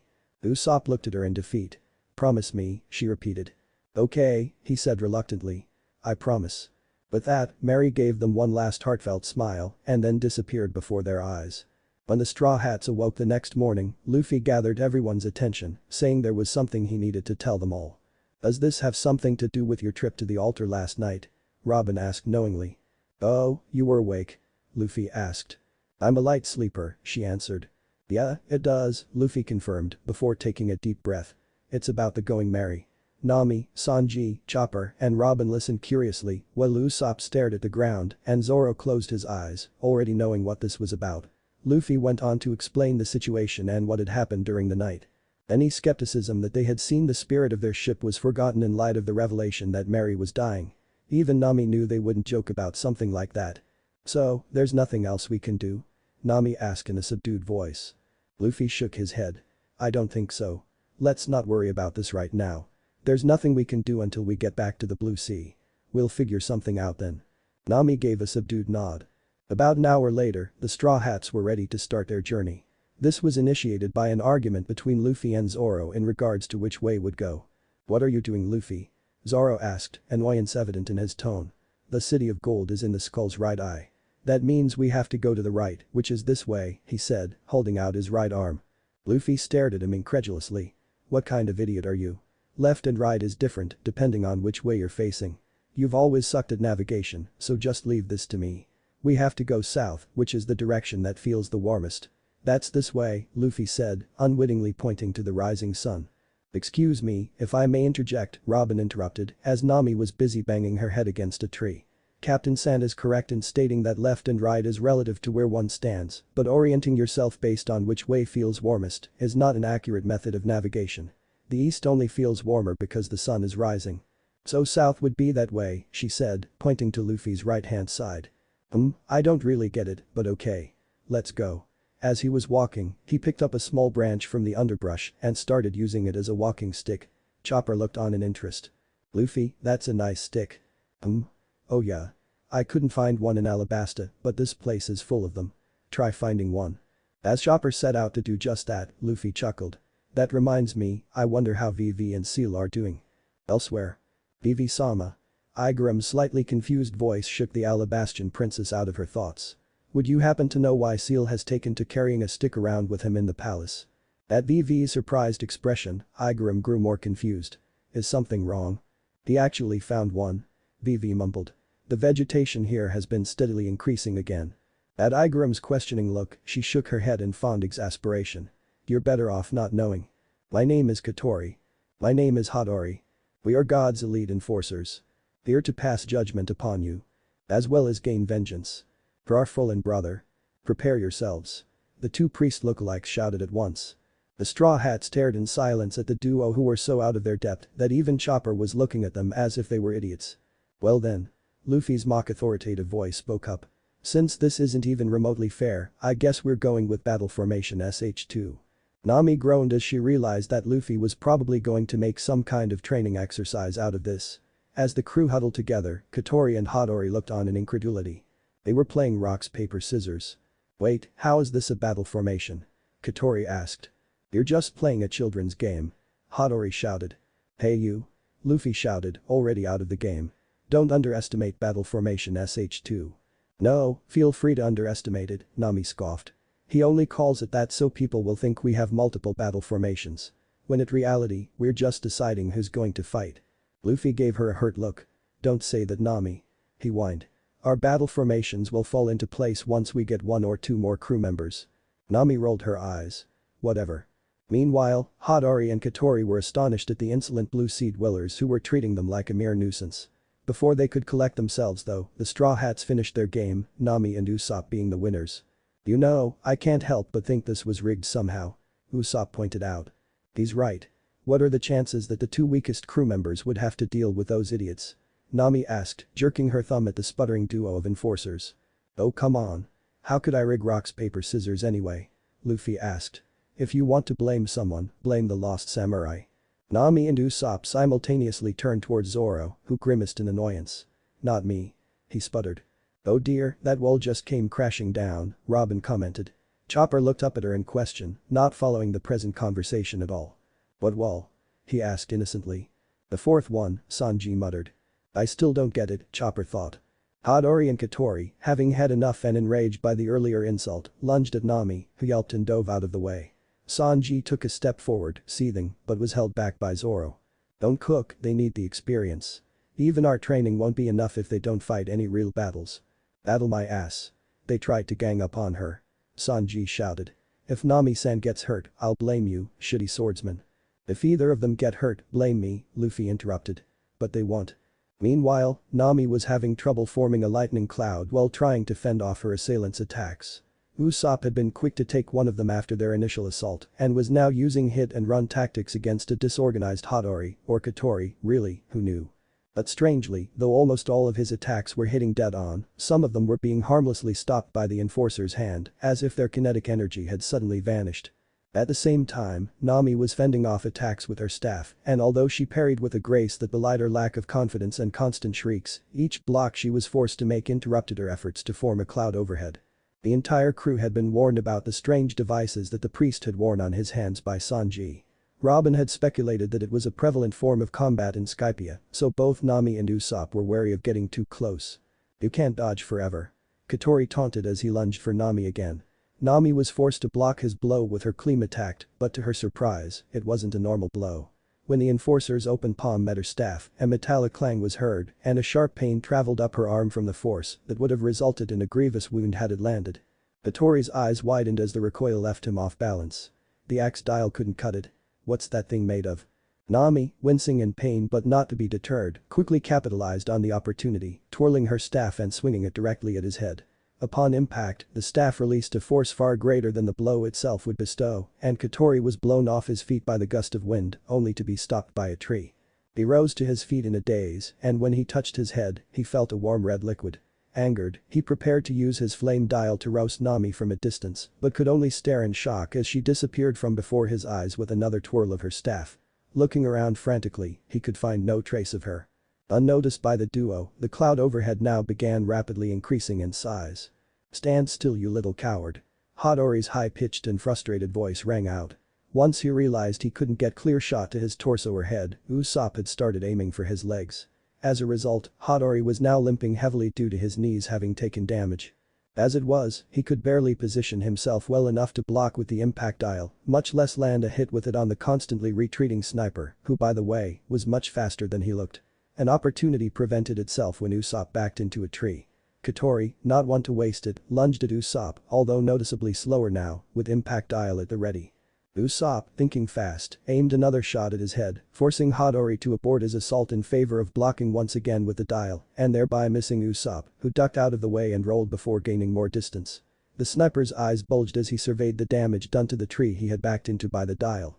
The trunk had been blown apart, causing the tree to topple over. He had been right to be cautious and not get hit by that. Hattori, realizing he had to switch tactics, used his other dial, the breath dial. A hissing sound was heard, and Usopp's eyes widened as he realized that some form of gas was being released into the area. Although it was clear, his keen sense of smell was able to pick up on it. But this guy's dials were the shockwave one and the breath one. Could he use flames as well? He had to assume at least one of them could, otherwise the gas would be pointless. It was then that he noticed Hattori's eyes drifting to the side to meet Katori's, and inwardly cursed. The other enforcer, forgetting about his fruitless search for Nami at the moment, instead aimed his open palm at Usopp, who realized he had to get out of the gas now. Knowing they wouldn't set themselves on fire, he ran towards the two enforcers. He wasn't quite fast enough. As it happened, Nami was. Usopp only had time to register the strong gust that blew past him, not strong enough to lift him off his feet, but enough for its purposes. He let out a relieved breath as the subtle smell of gas faded and rolled out of the way of the oncoming flame, making a mental note to thank Nami for the save once this was over. Ignoring the explosion of flame that, while close, didn't reach him, he let an uncharacteristic smirk manifest on his face. This fight was almost over. Casting a subtle glance upwards, he noted that the lightning cloud overhead still wasn't ready due to the constant interruptions. He also made a note to find a way for Nami to multitask with the Kleem attacked. What was that? Your aim is terrible, he said to the shock duo. Stop trying to hit me and hit me. I'll send it back to you twice as strong. Funny how you're talking trash when you're about to die. Katori shouted. In their anger, the two enforcers foolishly obliged Usopp's request, readying another combination attack. Usopp silently prayed to whatever god was listening other than Enel that Nami had gotten the message he'd been trying to convey. His trust was rewarded when, after the gas was released, he felt another strong breeze, this time blowing in the opposite direction, back towards Hattori and Katori. The two must have noticed, because their eyes widened comically as they realized what was happening. The cloud overhead was formed by the humidity in the area, Usopp said with a smirk. As a result, the air is much drier. They say those who play with fire get burned, he said, aiming his slingshot at the enforcers and letting his exploding star fly. It detonated inside the small area of gas, resulting in an explosion twice as big as the previous one, which swallowed the two enforcers whole. Luckily for me, I'm not playing. As he turned around and walked away, he felt something that felt a lot like Nami's staff impact lightly with his head. As he rubbed the aching bump, Nami materialized in front of him. You sure seemed confident that the explosion wouldn't hit me, especially for someone who didn't know where I was. Nami yelled, glaring half-heartedly. Well, I trusted that you would get out of the way in time since you were the one directing the gas. Usopp defended. Whatever, Nami said, though Usopp thought he saw a ghost of a smile on her face. Just remember you owe me one, Nami huffed. Usopp sighed. Yay, okay. Suddenly, his head perked up and his eyes widened. Nami only had time to wonder why he had grown pale before he raised his slingshot and fired a pellet over her shoulder. Nami turned around in time to see Katori, or Hattori, really, who knew. Clutching his face in pain as he fell over just short of reaching her. They both leapt back instinctively, noting that the enforcer, well covered in third-degree burns, hadn't taken nearly as much damage as he should have. Nami, getting over the fact that she probably would have died had Usopp been any slower, raised her staff to the sky. Looks like I'll get to use this after all. Thunderbolt tempo. The massive bolt of lightning reached the ground where their opponent was struggling to get up faster than one could say overkill. Needless to say, he didn't get up again after that. Damn, that was close, Usopp said. He must have used that weapon. He had to absorb the force of the explosion and most of the flames. Nami nodded, a little shakily, then smiled lightly. Thanks, Usopp. Suddenly they heard clapping and turned to see Luffy and the rest of the crew making their way towards them. See? Not a scratch, Luffy said, a little too smugly, only to be kicked in the face by Sanji. That was too many close calls. What would you have done if they weren't fast enough? The chef grumbled. I would have intervened, obviously. But I didn't need to, Luffy argued, before turning to Usopp. Hey, let's go loot them. Those weapons they were using looked useful. Getting an enthusiastic nod from Usopp, the group took the dials from the two unconscious enforcers. Hattori and Katori have been defeated, Enel said in a bored tone, much to the surprise of his servants. First one of the priests and now this. One spoke up. Will you intervene, God? Now why would I do that? The survival game has already begun. If my forces can't even handle a group of blue sea dwellers, they don't deserve to come with me to the dreamland. He smirked. Of course, that's not to say I'll stand idly by. I am a player in this game as well. And with that, Enel disappeared in a bright flash. With me, but if he doesn't, I won't lose sleep over it. I'll just do my own thing like always. That's an interesting viewpoint, Captain Sand, Robin said. So you're an agnostic? What now? Are you guys so captivated by your meaningless conversation that you wouldn't notice a giant snake sneaking up on you? Zoro drawled. The Straw Hat stilled. Luffy's grin only widened as the others looked around cautiously. Sanji reached out with his observation haki and the cigarette fell from his mouth. Son of a. Oh, dear, Robin commented as one of the oversized vines nearby started slithering. Soon, a colossal python was looming over them, jaw wide open. Scatter! Luffy shouted before grabbing Nami and leaping out of the way. Usopp was unceremoniously kicked out of the way by Zoro, while Sanji and Robin leapt aside and Chopper scurried away in walk point. The crew looked back and shivered. The snake's fangs had left a huge indent in the tree behind them, which continued to erode from its venom. That could be a problem, Robin stated. I hope none of us get eaten or skewered or liquefied. Stop it. Usopp shouted. Come on, we need to retreat.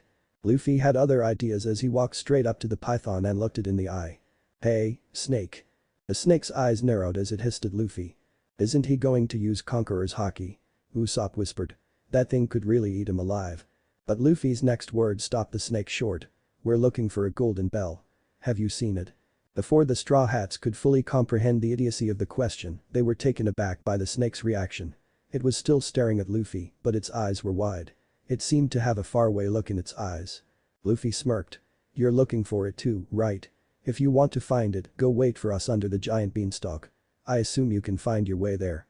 The snake evidently understood what Luffy was talking about better than the Straw Hats did. It looked at Luffy suspiciously for a little while longer before raising its head to the sky and letting out an unusual hissing noise. Zulalalaya. It hissed loudly, almost as if it was trying to say something or perhaps imitate something that had been said. Immediately afterwards, it turned around and started slithering rather quickly towards the Straw Hat's destination. What was that all about? Nami asked. Tell you later, Luffy replied, still grinning. Robin's suspicion that the captain knew something about this place that the rest of them didn't was now solidified, but she let it go for the moment. As they made their way deeper into the forest, the crew began to hear the unmistakable sounds of conflict far off in the distance. It sounds like there's a battle going on here, Sanji commented. But how? This is Upper Yard. Aren't we supposed to be the only intruders? Usopp asked nervously. Zoro closed his eyes for a moment. The status quo has changed. There are around 80 people on the island at the moment. They're all fighting. Some of them are already down for the count. He opened his eyes. It's war. War? Robin repeated. So it's a rebellion against Enel's reign. It's unlikely that all of Skypia would accept his rule, Zoro replied. You're right. Most likely, the conflict was already in the making. It could be that our presence here has galvanized the resistance, Robin speculated. I don't think it was just us, Luffy spoke up, drawing the crew's attention. His brow furrowed. Do you guys remember what that weird night guy said? There was another group of Blue Sea dwellers that caused trouble here recently. And now, we come along and take down a priest. It kind of mucks up Enel's image, don't you think? Sanji nodded. It makes him look vulnerable. That's why they're acting now. Whoever showed up before us must have been a Grand Line pirate. Our own success aside, they were no pushovers if they did so much damage. Luffy's frown deepened. And whoever it was, they weren't here last time. I have a bad feeling. I hope I'm wrong. It couldn't be. He looked at Zoro, who met his eyes for a brief second. His countenance was nearly as grim. This did not bode well. Hey, we've got incoming, Sanji said. Luffy snapped back to attention. There was another aura approaching them. Relatively weak, but stronger than the last two. He smirked. So, who gets this one? Chopper stood frozen in shock. Oh, no. Did he just win? That's not fair. I have hooves. I can only choose scissors. How did I win? Looks like it's all you, Chopper, Luffy said, grinning. Give him hell. Chopper nervously turned toward the priest Jidatsu, who had been watching them in bemusement. What is this?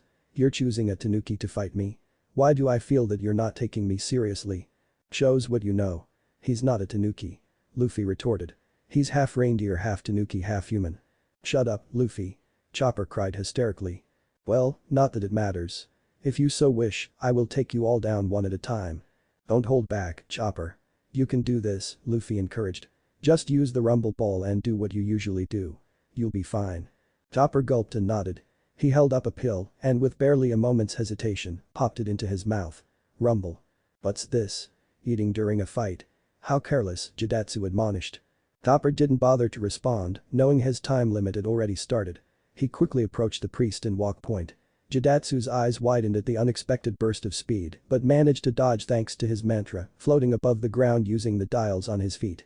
Chopper went into jumping point and pursued him, but the priest managed to propel himself out of the way again. His increased mobility in tandem with his mantra was proving a problem, so Chopper landed on the ground and went into brain point as his opponent was retreating. Scanning Jidatsu for weaknesses, he quickly came up with a plan before the priest capitalized on the opportunity. Jidatsu's hand started leaking a milky white substance which formed a cloud. He hurled it at Chopper, who went back into jumping point and leapt out of the way. Although it was just cloud, he didn't know what it was supposed to do and decided to play it safe. Before he could get close though, Jidatsu followed up using the jet dial on his elbow. Jet punch. Topper was barely able to dodge, even in jumping point, and looked on in worry as the attack blew a hole into a nearby boulder. Gauging the strength of the attack, he decided to take his chances. As the priest turned around and used another jet punch, Chopper launched himself forward in jumping point before quickly switching to arm point and meeting the blow head-on. Hakite, Rizeo. The clash resulted in both combatants being blown off their feet. Chopper went into guard point to cushion the impact, but Jidatsu took the full brunt of it as he collided with a tree. Chopper wasted no time and went back into walk point. Hoisting himself back onto his feet, Jidatsu tried to propel himself back into the air, but Chopper jumped after him, switching into heavy point and grabbing him by the feet. He pulled the dials off of his shoes, effectively grounding him, and they both plummeted to earth. As Chopper rolled away, Jidatsu slowly got back to his feet. He used another jet punch, but Chopper went into horn point and caught the blow in his antlers.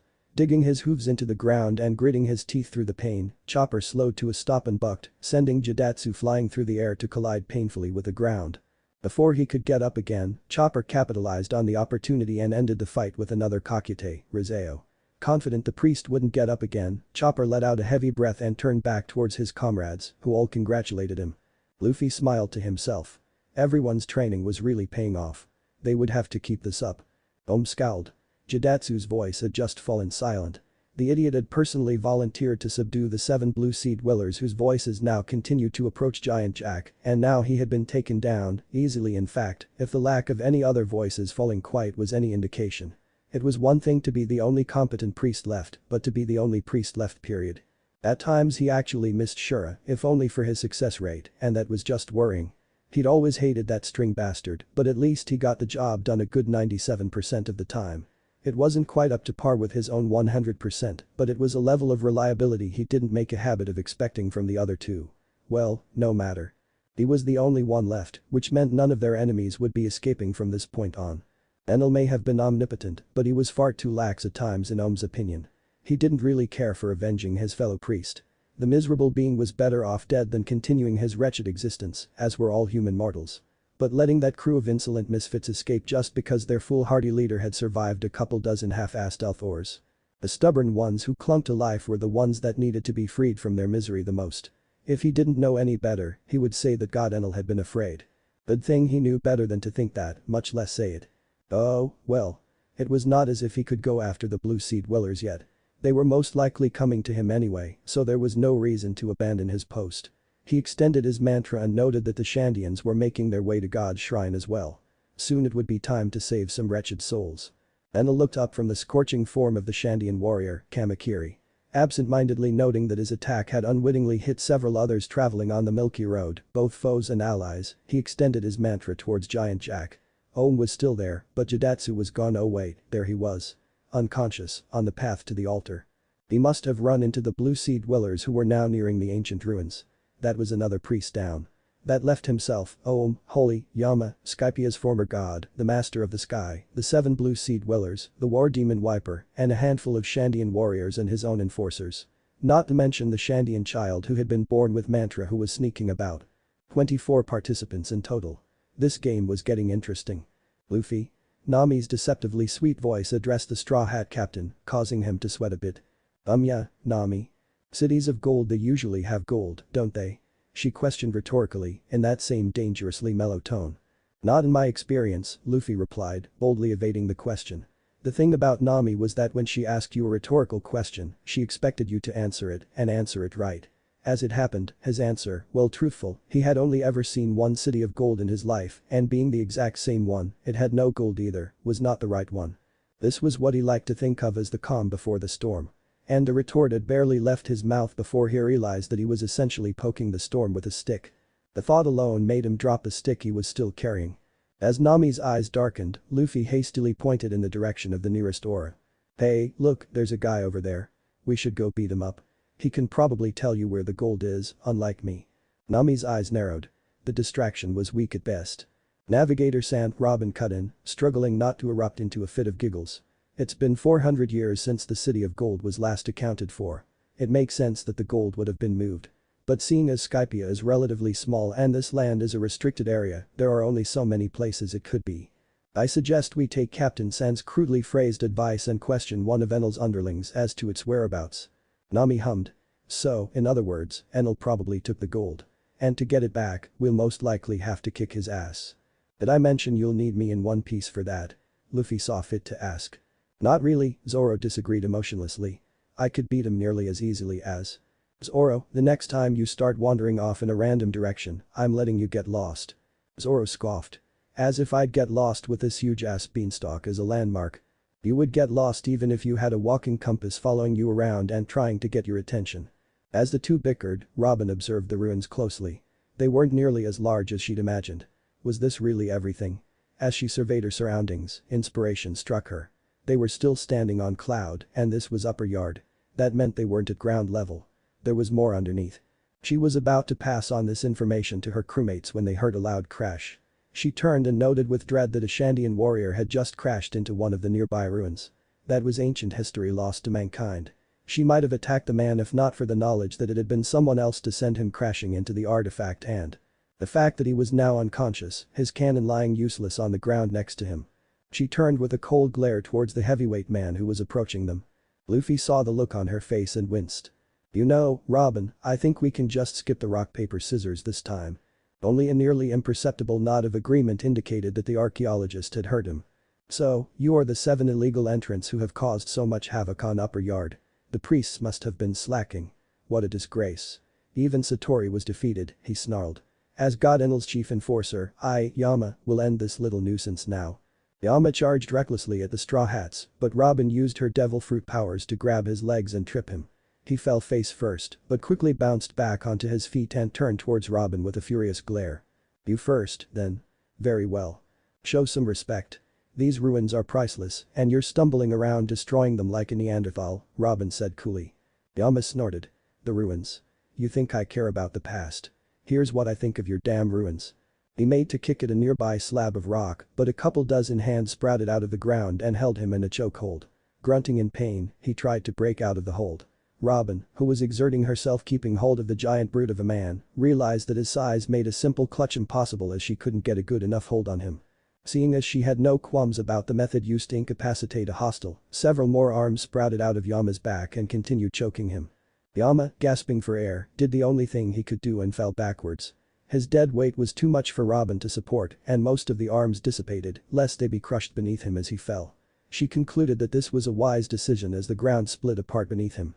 Noting that he had axe dials on his back and abdomen, she summoned more hands to hold him down. This time, however, Yama caught one of her sprouted limbs and attempted to crush it. The flash of pain disrupted her focus, and the rest of the limbs disappeared along with it. Now free, Yama rose to his feet and looked at Robin cautiously.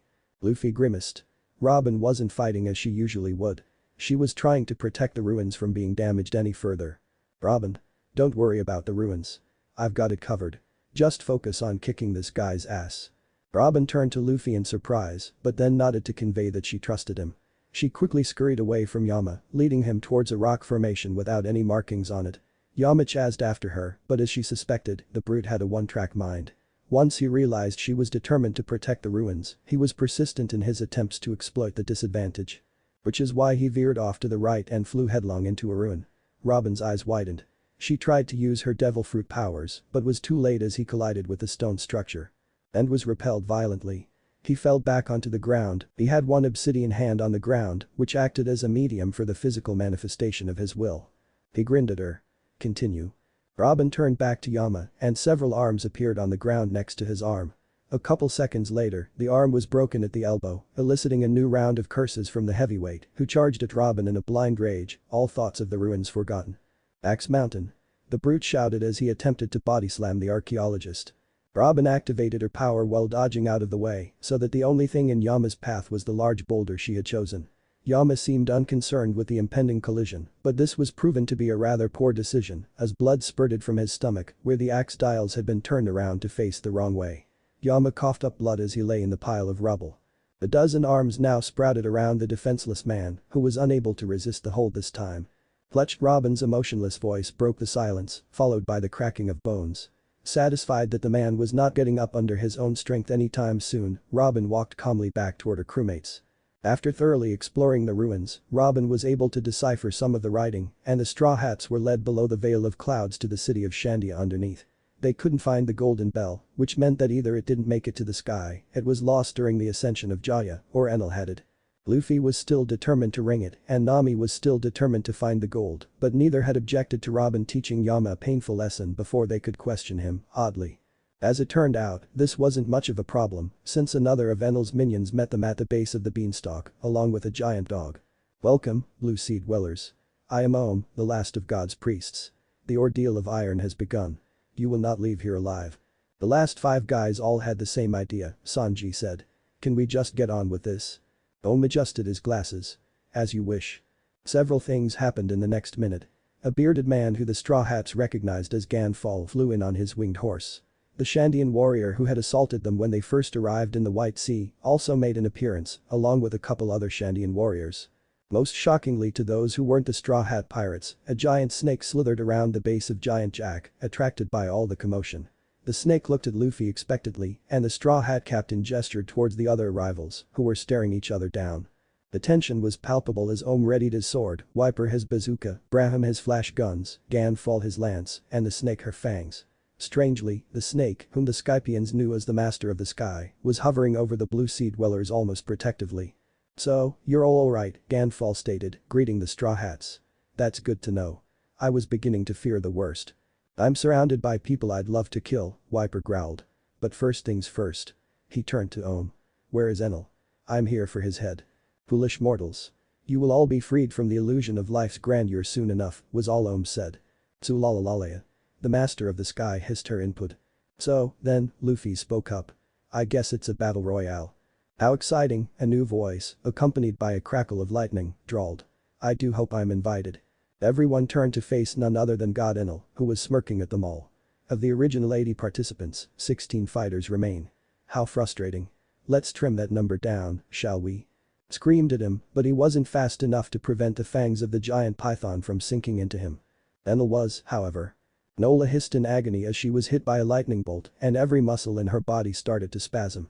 "It would seem that this is a little above your pay grade," Enel mocked as he appeared next to the slightly shaken priest. "You don't pay me," he retorted. The self-proclaimed god laughed. "Fair point," he conceded as he charged up another lightning blast, aimed at the still twitching python. There was a loud clap of thunder as he released it, and it shot towards the Master of the Sky in the span of a millisecond. Enel's brow furrowed as he observed the result of his divine intervention. His lightning had stopped short of her. It had simply dispersed. But how? His eyes widened as the dust cleared, and 2 figures stood almost protectively in front of the snake. They each held an arm out, as if commanding the lightning to stop would achieve the desired results. The crazy part was that it seemed to have worked. Of the 7 Blue Sea intruders, these were the only 2 that had yet to lift a finger since coming to Skypia. Now they had, and Enel didn't like what he was seeing. To think they could stop one of his lightning attacks. They would have to be dealt with. He started charging up another, much more powerful lightning bolt before unleashing it onto the 2 insolent mortals. Sango. Zoro immediately drew Yubashiri from its sheath and cleaved the lightning bolt down the middle, causing it to disperse again, but Enel was already following up by teleporting right next to the swordsman using his powers. Max 200 million volt discharge. As the electricity surrounded him, Zoro waved his sword in a downward spiral. Fujin's barrier. A dense whirlwind howled to life around him, once again repelling the massive amounts of electricity closing in on him. Enel teleported away and stood facing the smirking swordsman with a gobsmacked expression. As all the observers watched on in amazement, Nami was particularly interested in the encounter. He condensed a large amount of air into a whirlwind so that it would insulate the electricity. Air is one of the worst conductors. Add his armaments haki to the equation, and I'm not that surprised that Enel's attack was negated.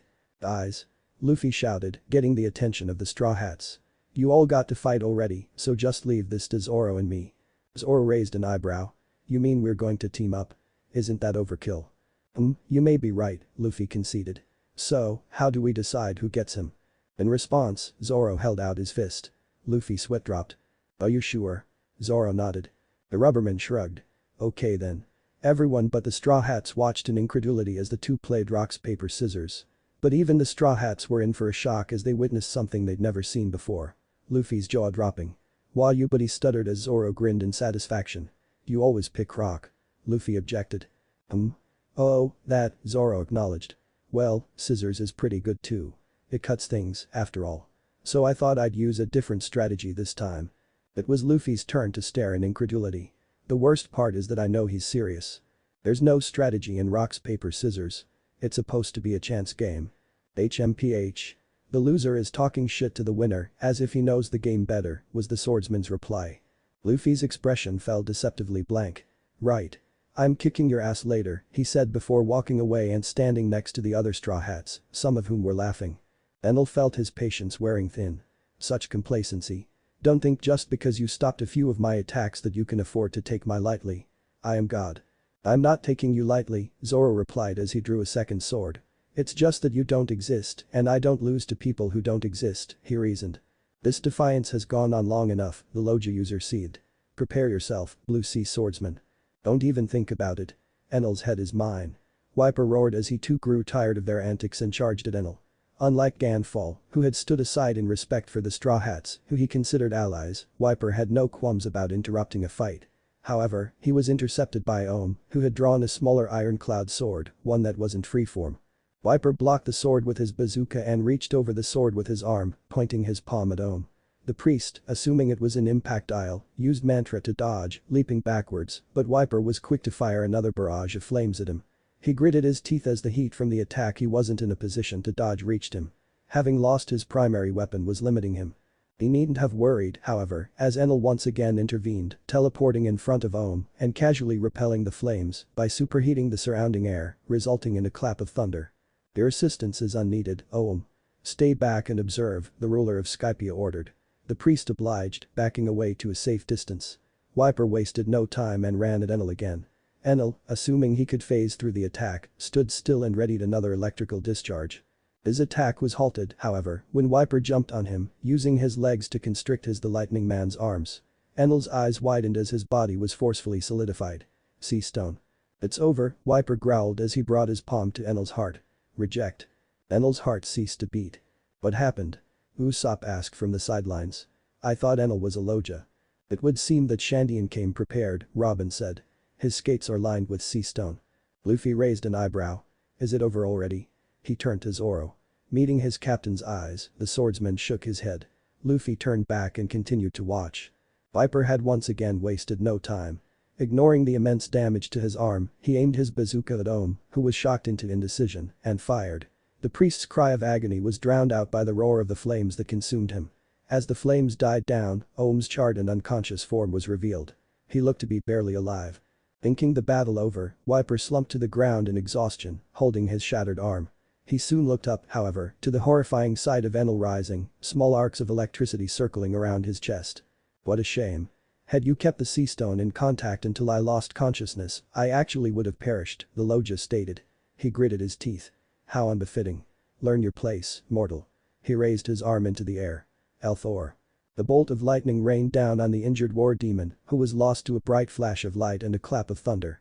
When the attack subsided, the observers were shocked to Wiper rising to his feet through sheer force of will. Why do you stand, war demon Wiper? Enel mocked. Breathing heavily, the Shandian answered, for my ancestors. The other Shandians grew emotional hearing this and attempted to run to Wiper's aid, but they were too slow and were forced to watch in horror as Enel charged up another lightning blast. Hein. The large wolf-shaped bolt of lightning shot towards Wiper but was cut in half and dispersed. Enel narrowed his eyes. You again. Zoro stood in front of Wiper, swords raised, as he glanced back at the heavily scorched warrior with a hint of respect. A few more of those attacks would have killed him for sure. Still, it's impressive that he survived that. The dial he used before had some serious recoil. "Take a breather," he told the Shandian. "I'll take over from here." Wiper, despite the intense pain he was in, gritted his teeth in annoyance. Topper came rushing over to him, Robin knowingly following behind just in case the warrior lashed out. When Chopper arrived with healing supplies, Wiper narrowed his eyes.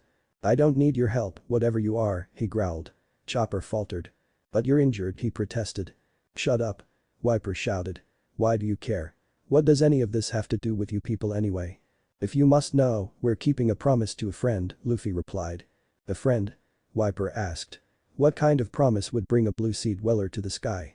Robin spoke up at that point. 400 years ago, there was a sailor from the Blue Sea who was lured to the island of Jaya in the middle of a storm by the ringing of a rather loud bell. Wiper's eyes widened as he heard this, and Robin continued. There, the sailor became good friends with one of the inhabitants of the island, although his name was never mentioned. They shared a promise that the sailor would one day return. Years later, he did, but the civilization had vanished completely.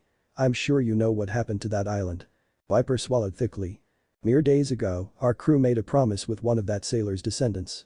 We promised to ring the bell mentioned in that sailor's logbook to prove his authenticity. That descendant, Wiper spoke up. What was his name? Montling Cricket, Robin replied. Hearing this, Wiper let out a heavy sigh. Kalgara, he said. Robin gave him a questioning look. The great Shandian warrior, Kalgara. That was the name of the man Norland befriended. Robin smiled genuinely. I see. They both turned back to the fight between Zoro and Enel, only to see that the swordsman was controlling the fight but without actually attacking. You'll have to do more than defend if you want to defeat me. Enel shouted as he let loose a Thunderbird and Thunder Beast in quick succession. Zoro blocked them both with his two-sword style. If you insist, he said, before swinging one sword at Enel and firing off a minuscule flying slash. The wind blade left a gash across Enel's cheek, shocking him to the core. How? He stuttered. Complacent Lojas have short lifespans, immortal or otherwise, Zoro stated, paraphrasing a common idiom from the New World. Recovering from his shock, Enel raised the stakes. Julungle. He roared, sending a huge dragon-shaped lightning blast at Zoro. Two-sword style, 720 caliber Phoenix. The wind overpowered the lightning once again, barreling through Enel's attack and hitting the Loja dead on. Enel gasped in pain as blood flowed from the open wound on his torso. It can't be rasped.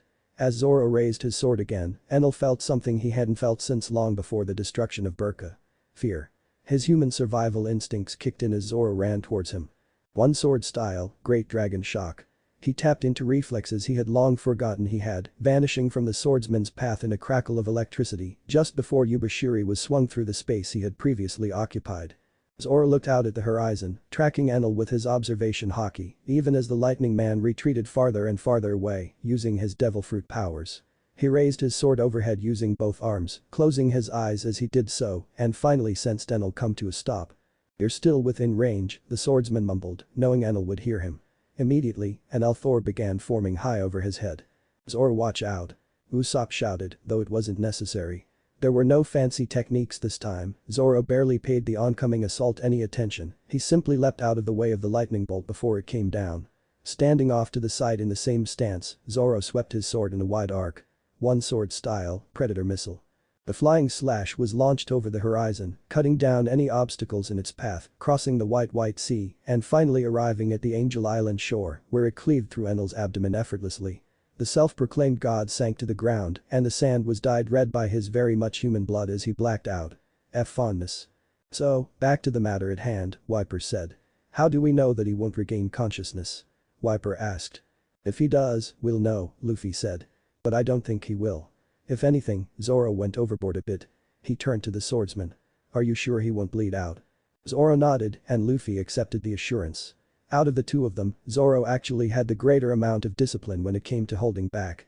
Although Luffy was slightly stronger, it was much easier to mistakenly kill someone with a sword than with bare fists. As a result, after years of honing his swordsmanship, Zoro had an abundance of restraint.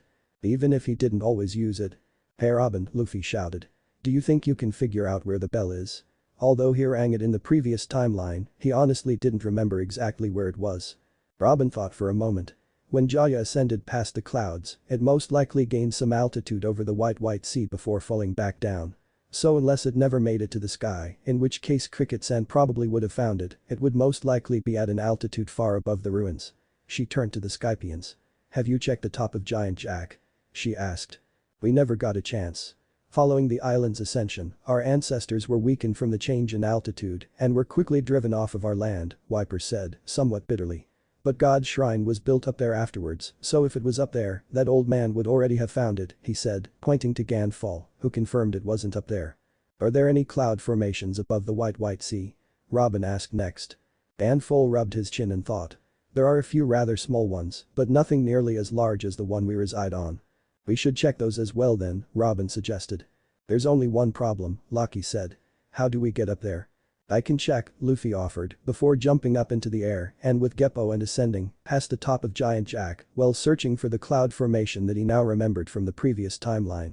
It wasn't long before those gathered at the bottom heard a distant shout of gum gum. Nami's eyes widened. Wait, is he going to? L. A resonating melody echoed through Upper Yard, throughout Skypia, past the clouds, and beyond them. Some who heard it cheered, others cried with relief. A certain snake actually started dancing, much to the bemusement of those who were just now starting to grow accustomed to her presence. After 400 years of war and division, the song of the island had been heard once again. At that moment, the sun was almost directly over Giant Jack, and a straw-hatted silhouette could be seen from Upper Yard below. Seeing this, Robin smiled, remembering her conversation with her captain from earlier today. Hey Robin, I have a question for you, Luffy said. It was the morning after their bonfire party, and the Straw Hats were now getting ready to set out to find the City of Gold. Yes, Captain San. Robin responded. Remember those gigantic shadows we saw near Jaya when we first found out about Sky Island? The ones we nearly flipped our shit over? He asked. I remember. Well, I have a theory about those. As Robin listened to his explanation, a smile gradually formed on her face. That's quite the impressive theory, Captain San. But I'd say there's only one to test it out. 10,000 meters below the White Sea, on the island of Jaya, the last descendant of Montlink Norland stared up at the sky wistfully. Message received, Brett. Towering over the island was a kilometer-high silhouette in the fog, wearing a straw hat, back turned, arm raised, and flashing a thumbs up over his head. He really rang it, Braham said. To think the one who would signal the end of the war would be neither Shandian nor Skypian. Such trivial things should matter not at this point, Ganfol reasoned. Shandians and Skypians alike owe their lives to those pirates. I just hope he heard it, Wiper whispered, causing Loki to smile again behind him. Hey, it looks like he's coming down, Kamakiri noted. When Luffy landed, he had a satisfied grin on his face. How was that? He asked. Thanks, Straw Hat, Wiper said, uncharacteristically showing gratitude. You helped light the fire of Shandora. We owe you one. No problem, Luffy said. But we have a small problem. Braham looked back up at the cloud that Luffy had descended from.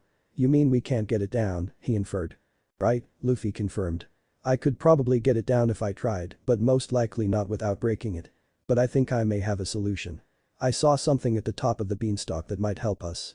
The group made its way up to the top of Giant Jack and saw what Luffy was referring to. Enel had built a ship of some sort using the gold from the ancient city of Shandora. After a few moments of deliberation, Usopp guessed that it was powered by lightning, at which point the Straw Hats all turned to Nami. Although her Kleem attack couldn't conjure nearly enough electricity to bring the ship to full power, it was enough to be able to slowly bring it up to the bell, load it on, and lower it to the ground. It was a tedious process with Nami constantly having to recharge it, but they got it done nonetheless. When they were done, Luffy looked up at the ship and thought. So this is what Enel did with all the gold, he speculated. He then turned to Zoro. Hey, do you think you can cut it up into pieces? He asked. The question caught Nami's interest and she turned to the swordsman as well. It won't be too hard, Zoro replied, causing Nami to shout in glee. But will we be able to fit it all on the ship? This brought Nami back down to earth. Not all of it. But still, it'll be a lot. I estimate the amount we'll be able to take will be worth around 1.2 billion belly. Her eyes turned to belly symbols as Usopp's sweat dropped. How do you know that? He asked. Just by looking. Usopp, are you doubting my money sense? You have a money sense? The sniper asked in response. It's a gift. I was born with it. Wow, I wonder if it's a type of haki, Luffy said, causing Zoro to laugh. The swordsman then turned to Wiper. Hey, do you mind if we take some of this? He asked. It's worth a lot where we come from. The gold means nothing in that form, Wiper said, shrugging indifferently. You can take as much as you want, as long as it's not from the bell. We are so sailing in style from now on. Nami exclaimed.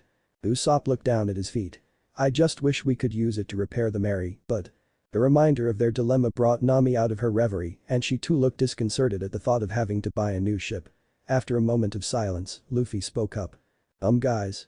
"I think we have another problem," he said, staring off at the horizon. Catching on to this, Sanji's eyes narrowed. "Does it have to do with Enel?" he asked. Luffy nodded. "I can't sense his aura anymore." Zoro's eyes widened before he focused his senses in the same direction. After a moment, he started to look slightly uncomfortable. "I know I said I went overboard, but not that much." "I don't think it was you," said Luffy, frowning. Viper looked at them strangely before turning to Isa, who looked scared. "They're right." His voice disappeared, she confirmed quietly. Banfull's eyes widened as well. "So Enel is," he trailed off. "I'm going to go see what happened," Luffy decided before shooting off into the atmosphere and heading in the direction of Angel Island. When he arrived at the shore, he began looking around, trying to locate Enel. In retrospect, they should have known better than to just leave him here, surrounded by the people he'd oppressed all these years. But the false deity was still a Loja. He didn't think he'd have anything to worry about. Finally, he spotted a figure lying sideways on the island cloud. Making a quick dash up to it, he grimaced. The injury from Zoro's attack was still there, but it wasn't bleeding, and it wasn't the problem. The problem was the knife wound to the heart. Sighing, Luffy walked up to Enel's body. He had to be sure.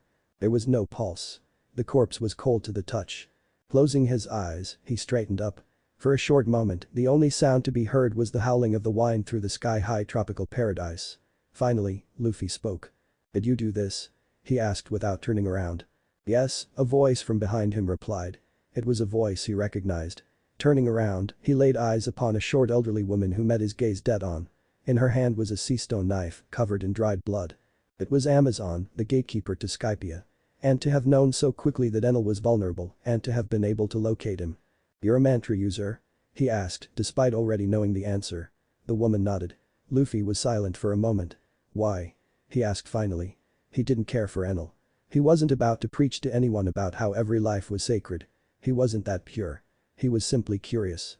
Until 6 years ago, there was a sky island nearby this one. It was a land called Burka. Burka was home to some of the most accomplished mantra users in the sky. Among them were Enel and a group of 4 that would one day become his priests. 6 years ago, Enel laid waste to that land using the Goro Goro no Mi. It was complete annihilation, and to this day, there are no survivors. She had an intent gleam in her eye. At least, no more than one. A simple old woman who survived the genocide. One who had had a home and a family.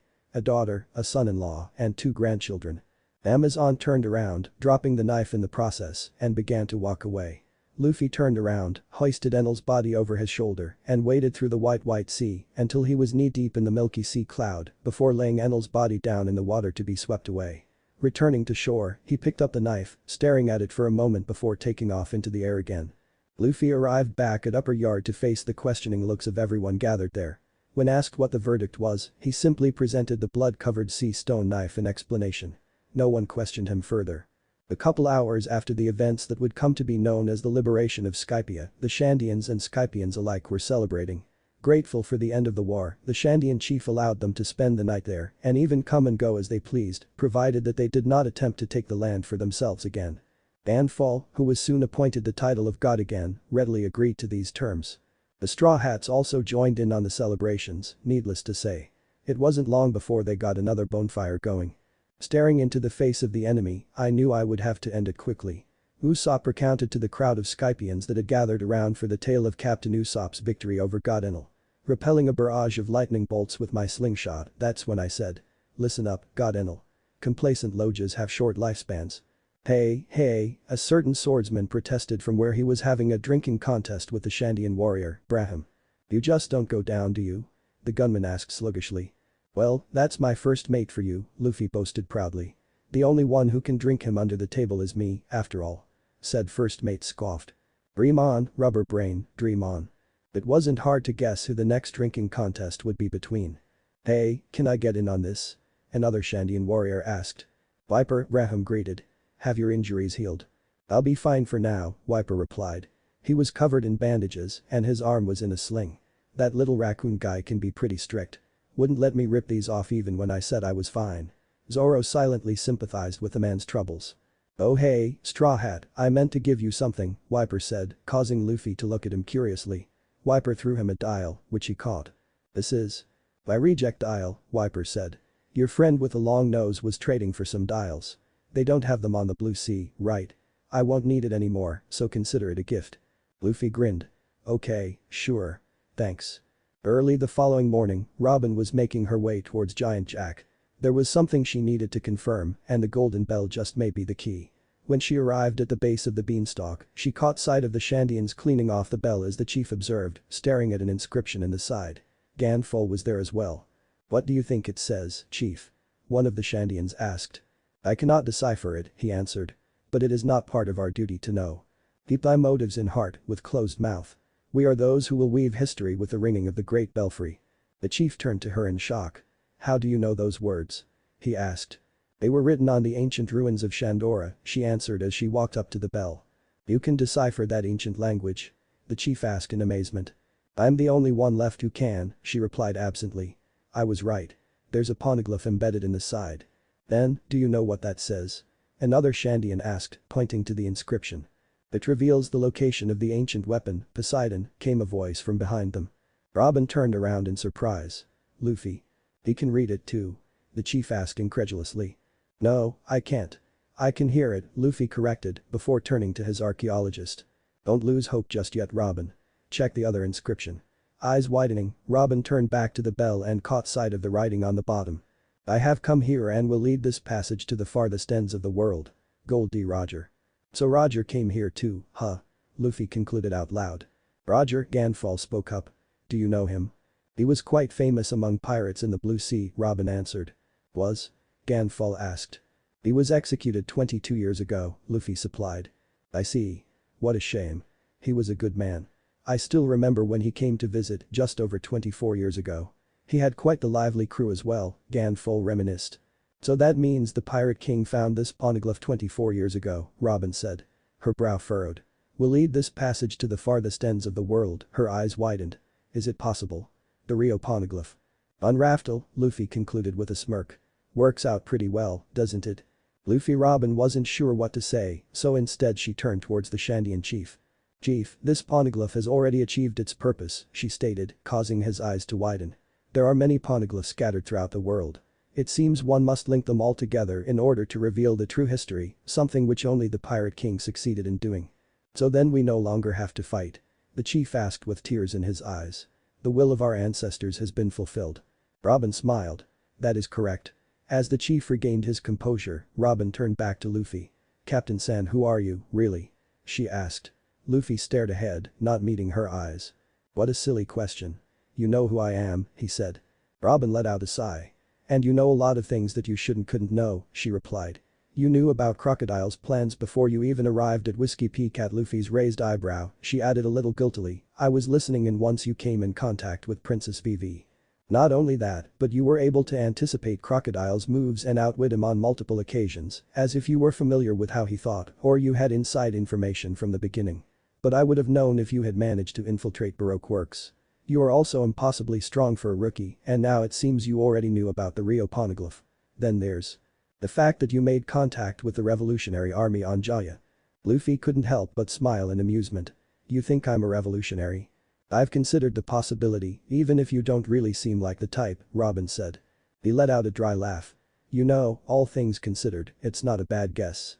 But if I wanted to hand you over to them, don't you think I would have done it back then?" Robin looked down. "I didn't mean to imply anything like that, I just can't help but be curious. There's so much about you that's a mystery, even to the other crew members. The only one who seems to know is Swordsman San." "Well, I might as well tell you that I'm not with Dragon. I'm my own man," Luffy said before sighing. "You're right. We've been hiding things, Zoro and I, Nami and Sanji have begun to suspect it too, no doubt. It pertains to the entire crew, which is why I really wish we could just tell you. But we can't, not yet." He looked at her. "But still, I don't want you to feel as if you can't ask. You can come to us about anything. That applies to everyone in the crew." Robin smiled. "I know. Geez, what's taking Luffy and Robin so long?" Zoro asked. He had already cut up all the gold and loaded it onto the ship with Sanji's help. "Alright, set sail. We're leaving without them," he announced, only to have to dodge a kick from the chef. "As if, you shitty swordsman. We're not leaving without Robin-chan." "Or Luffy," Usopp added. "Whatever. You wanna fight, you stupid cook?" Zoro asked. "You tried to kick me, so I assume you wanna fight."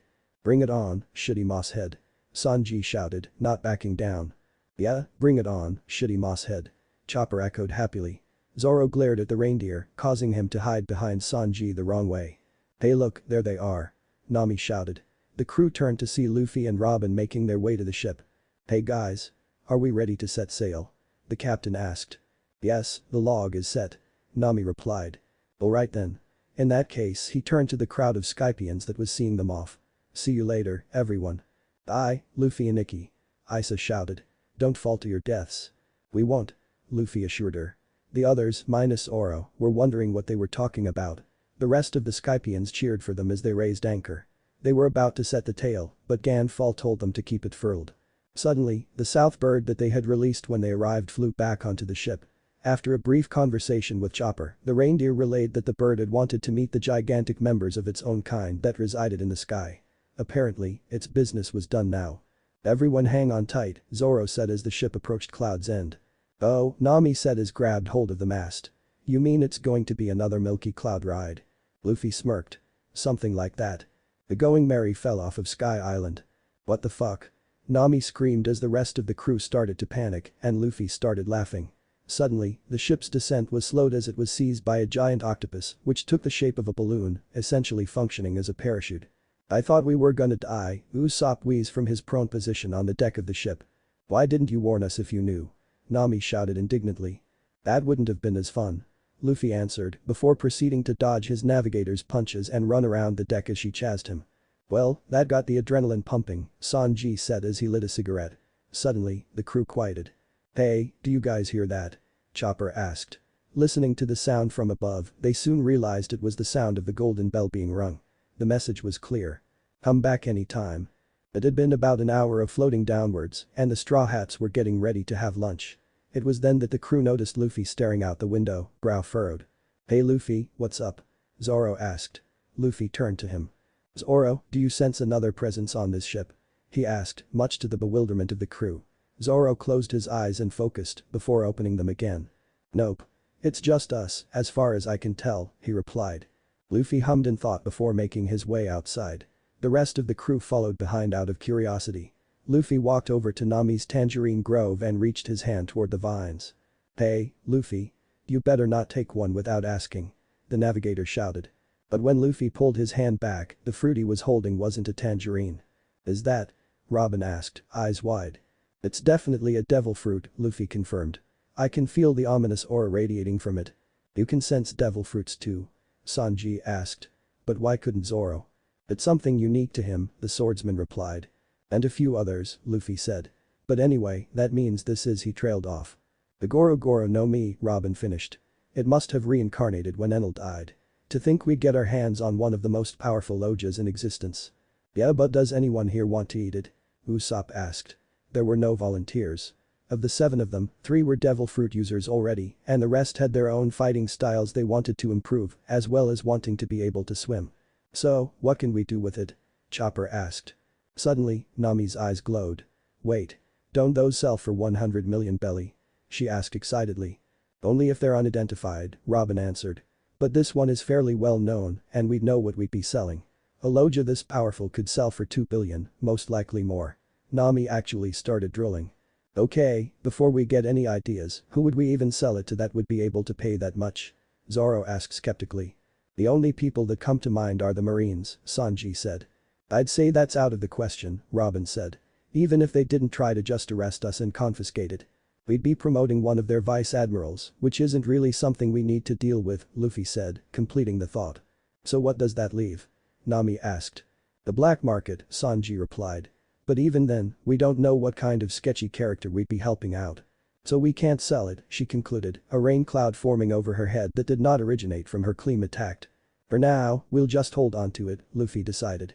"Don't mention it to anyone until we can figure out what to do with it." It was another few minutes before the Going Merry finally met the waters of the Blue Sea once again. "You know, now that we're back down here," Usopp began. "It almost feels like a dream," Robin agreed. I think we have a problem," Luffy said. "What is it?" Nami asked.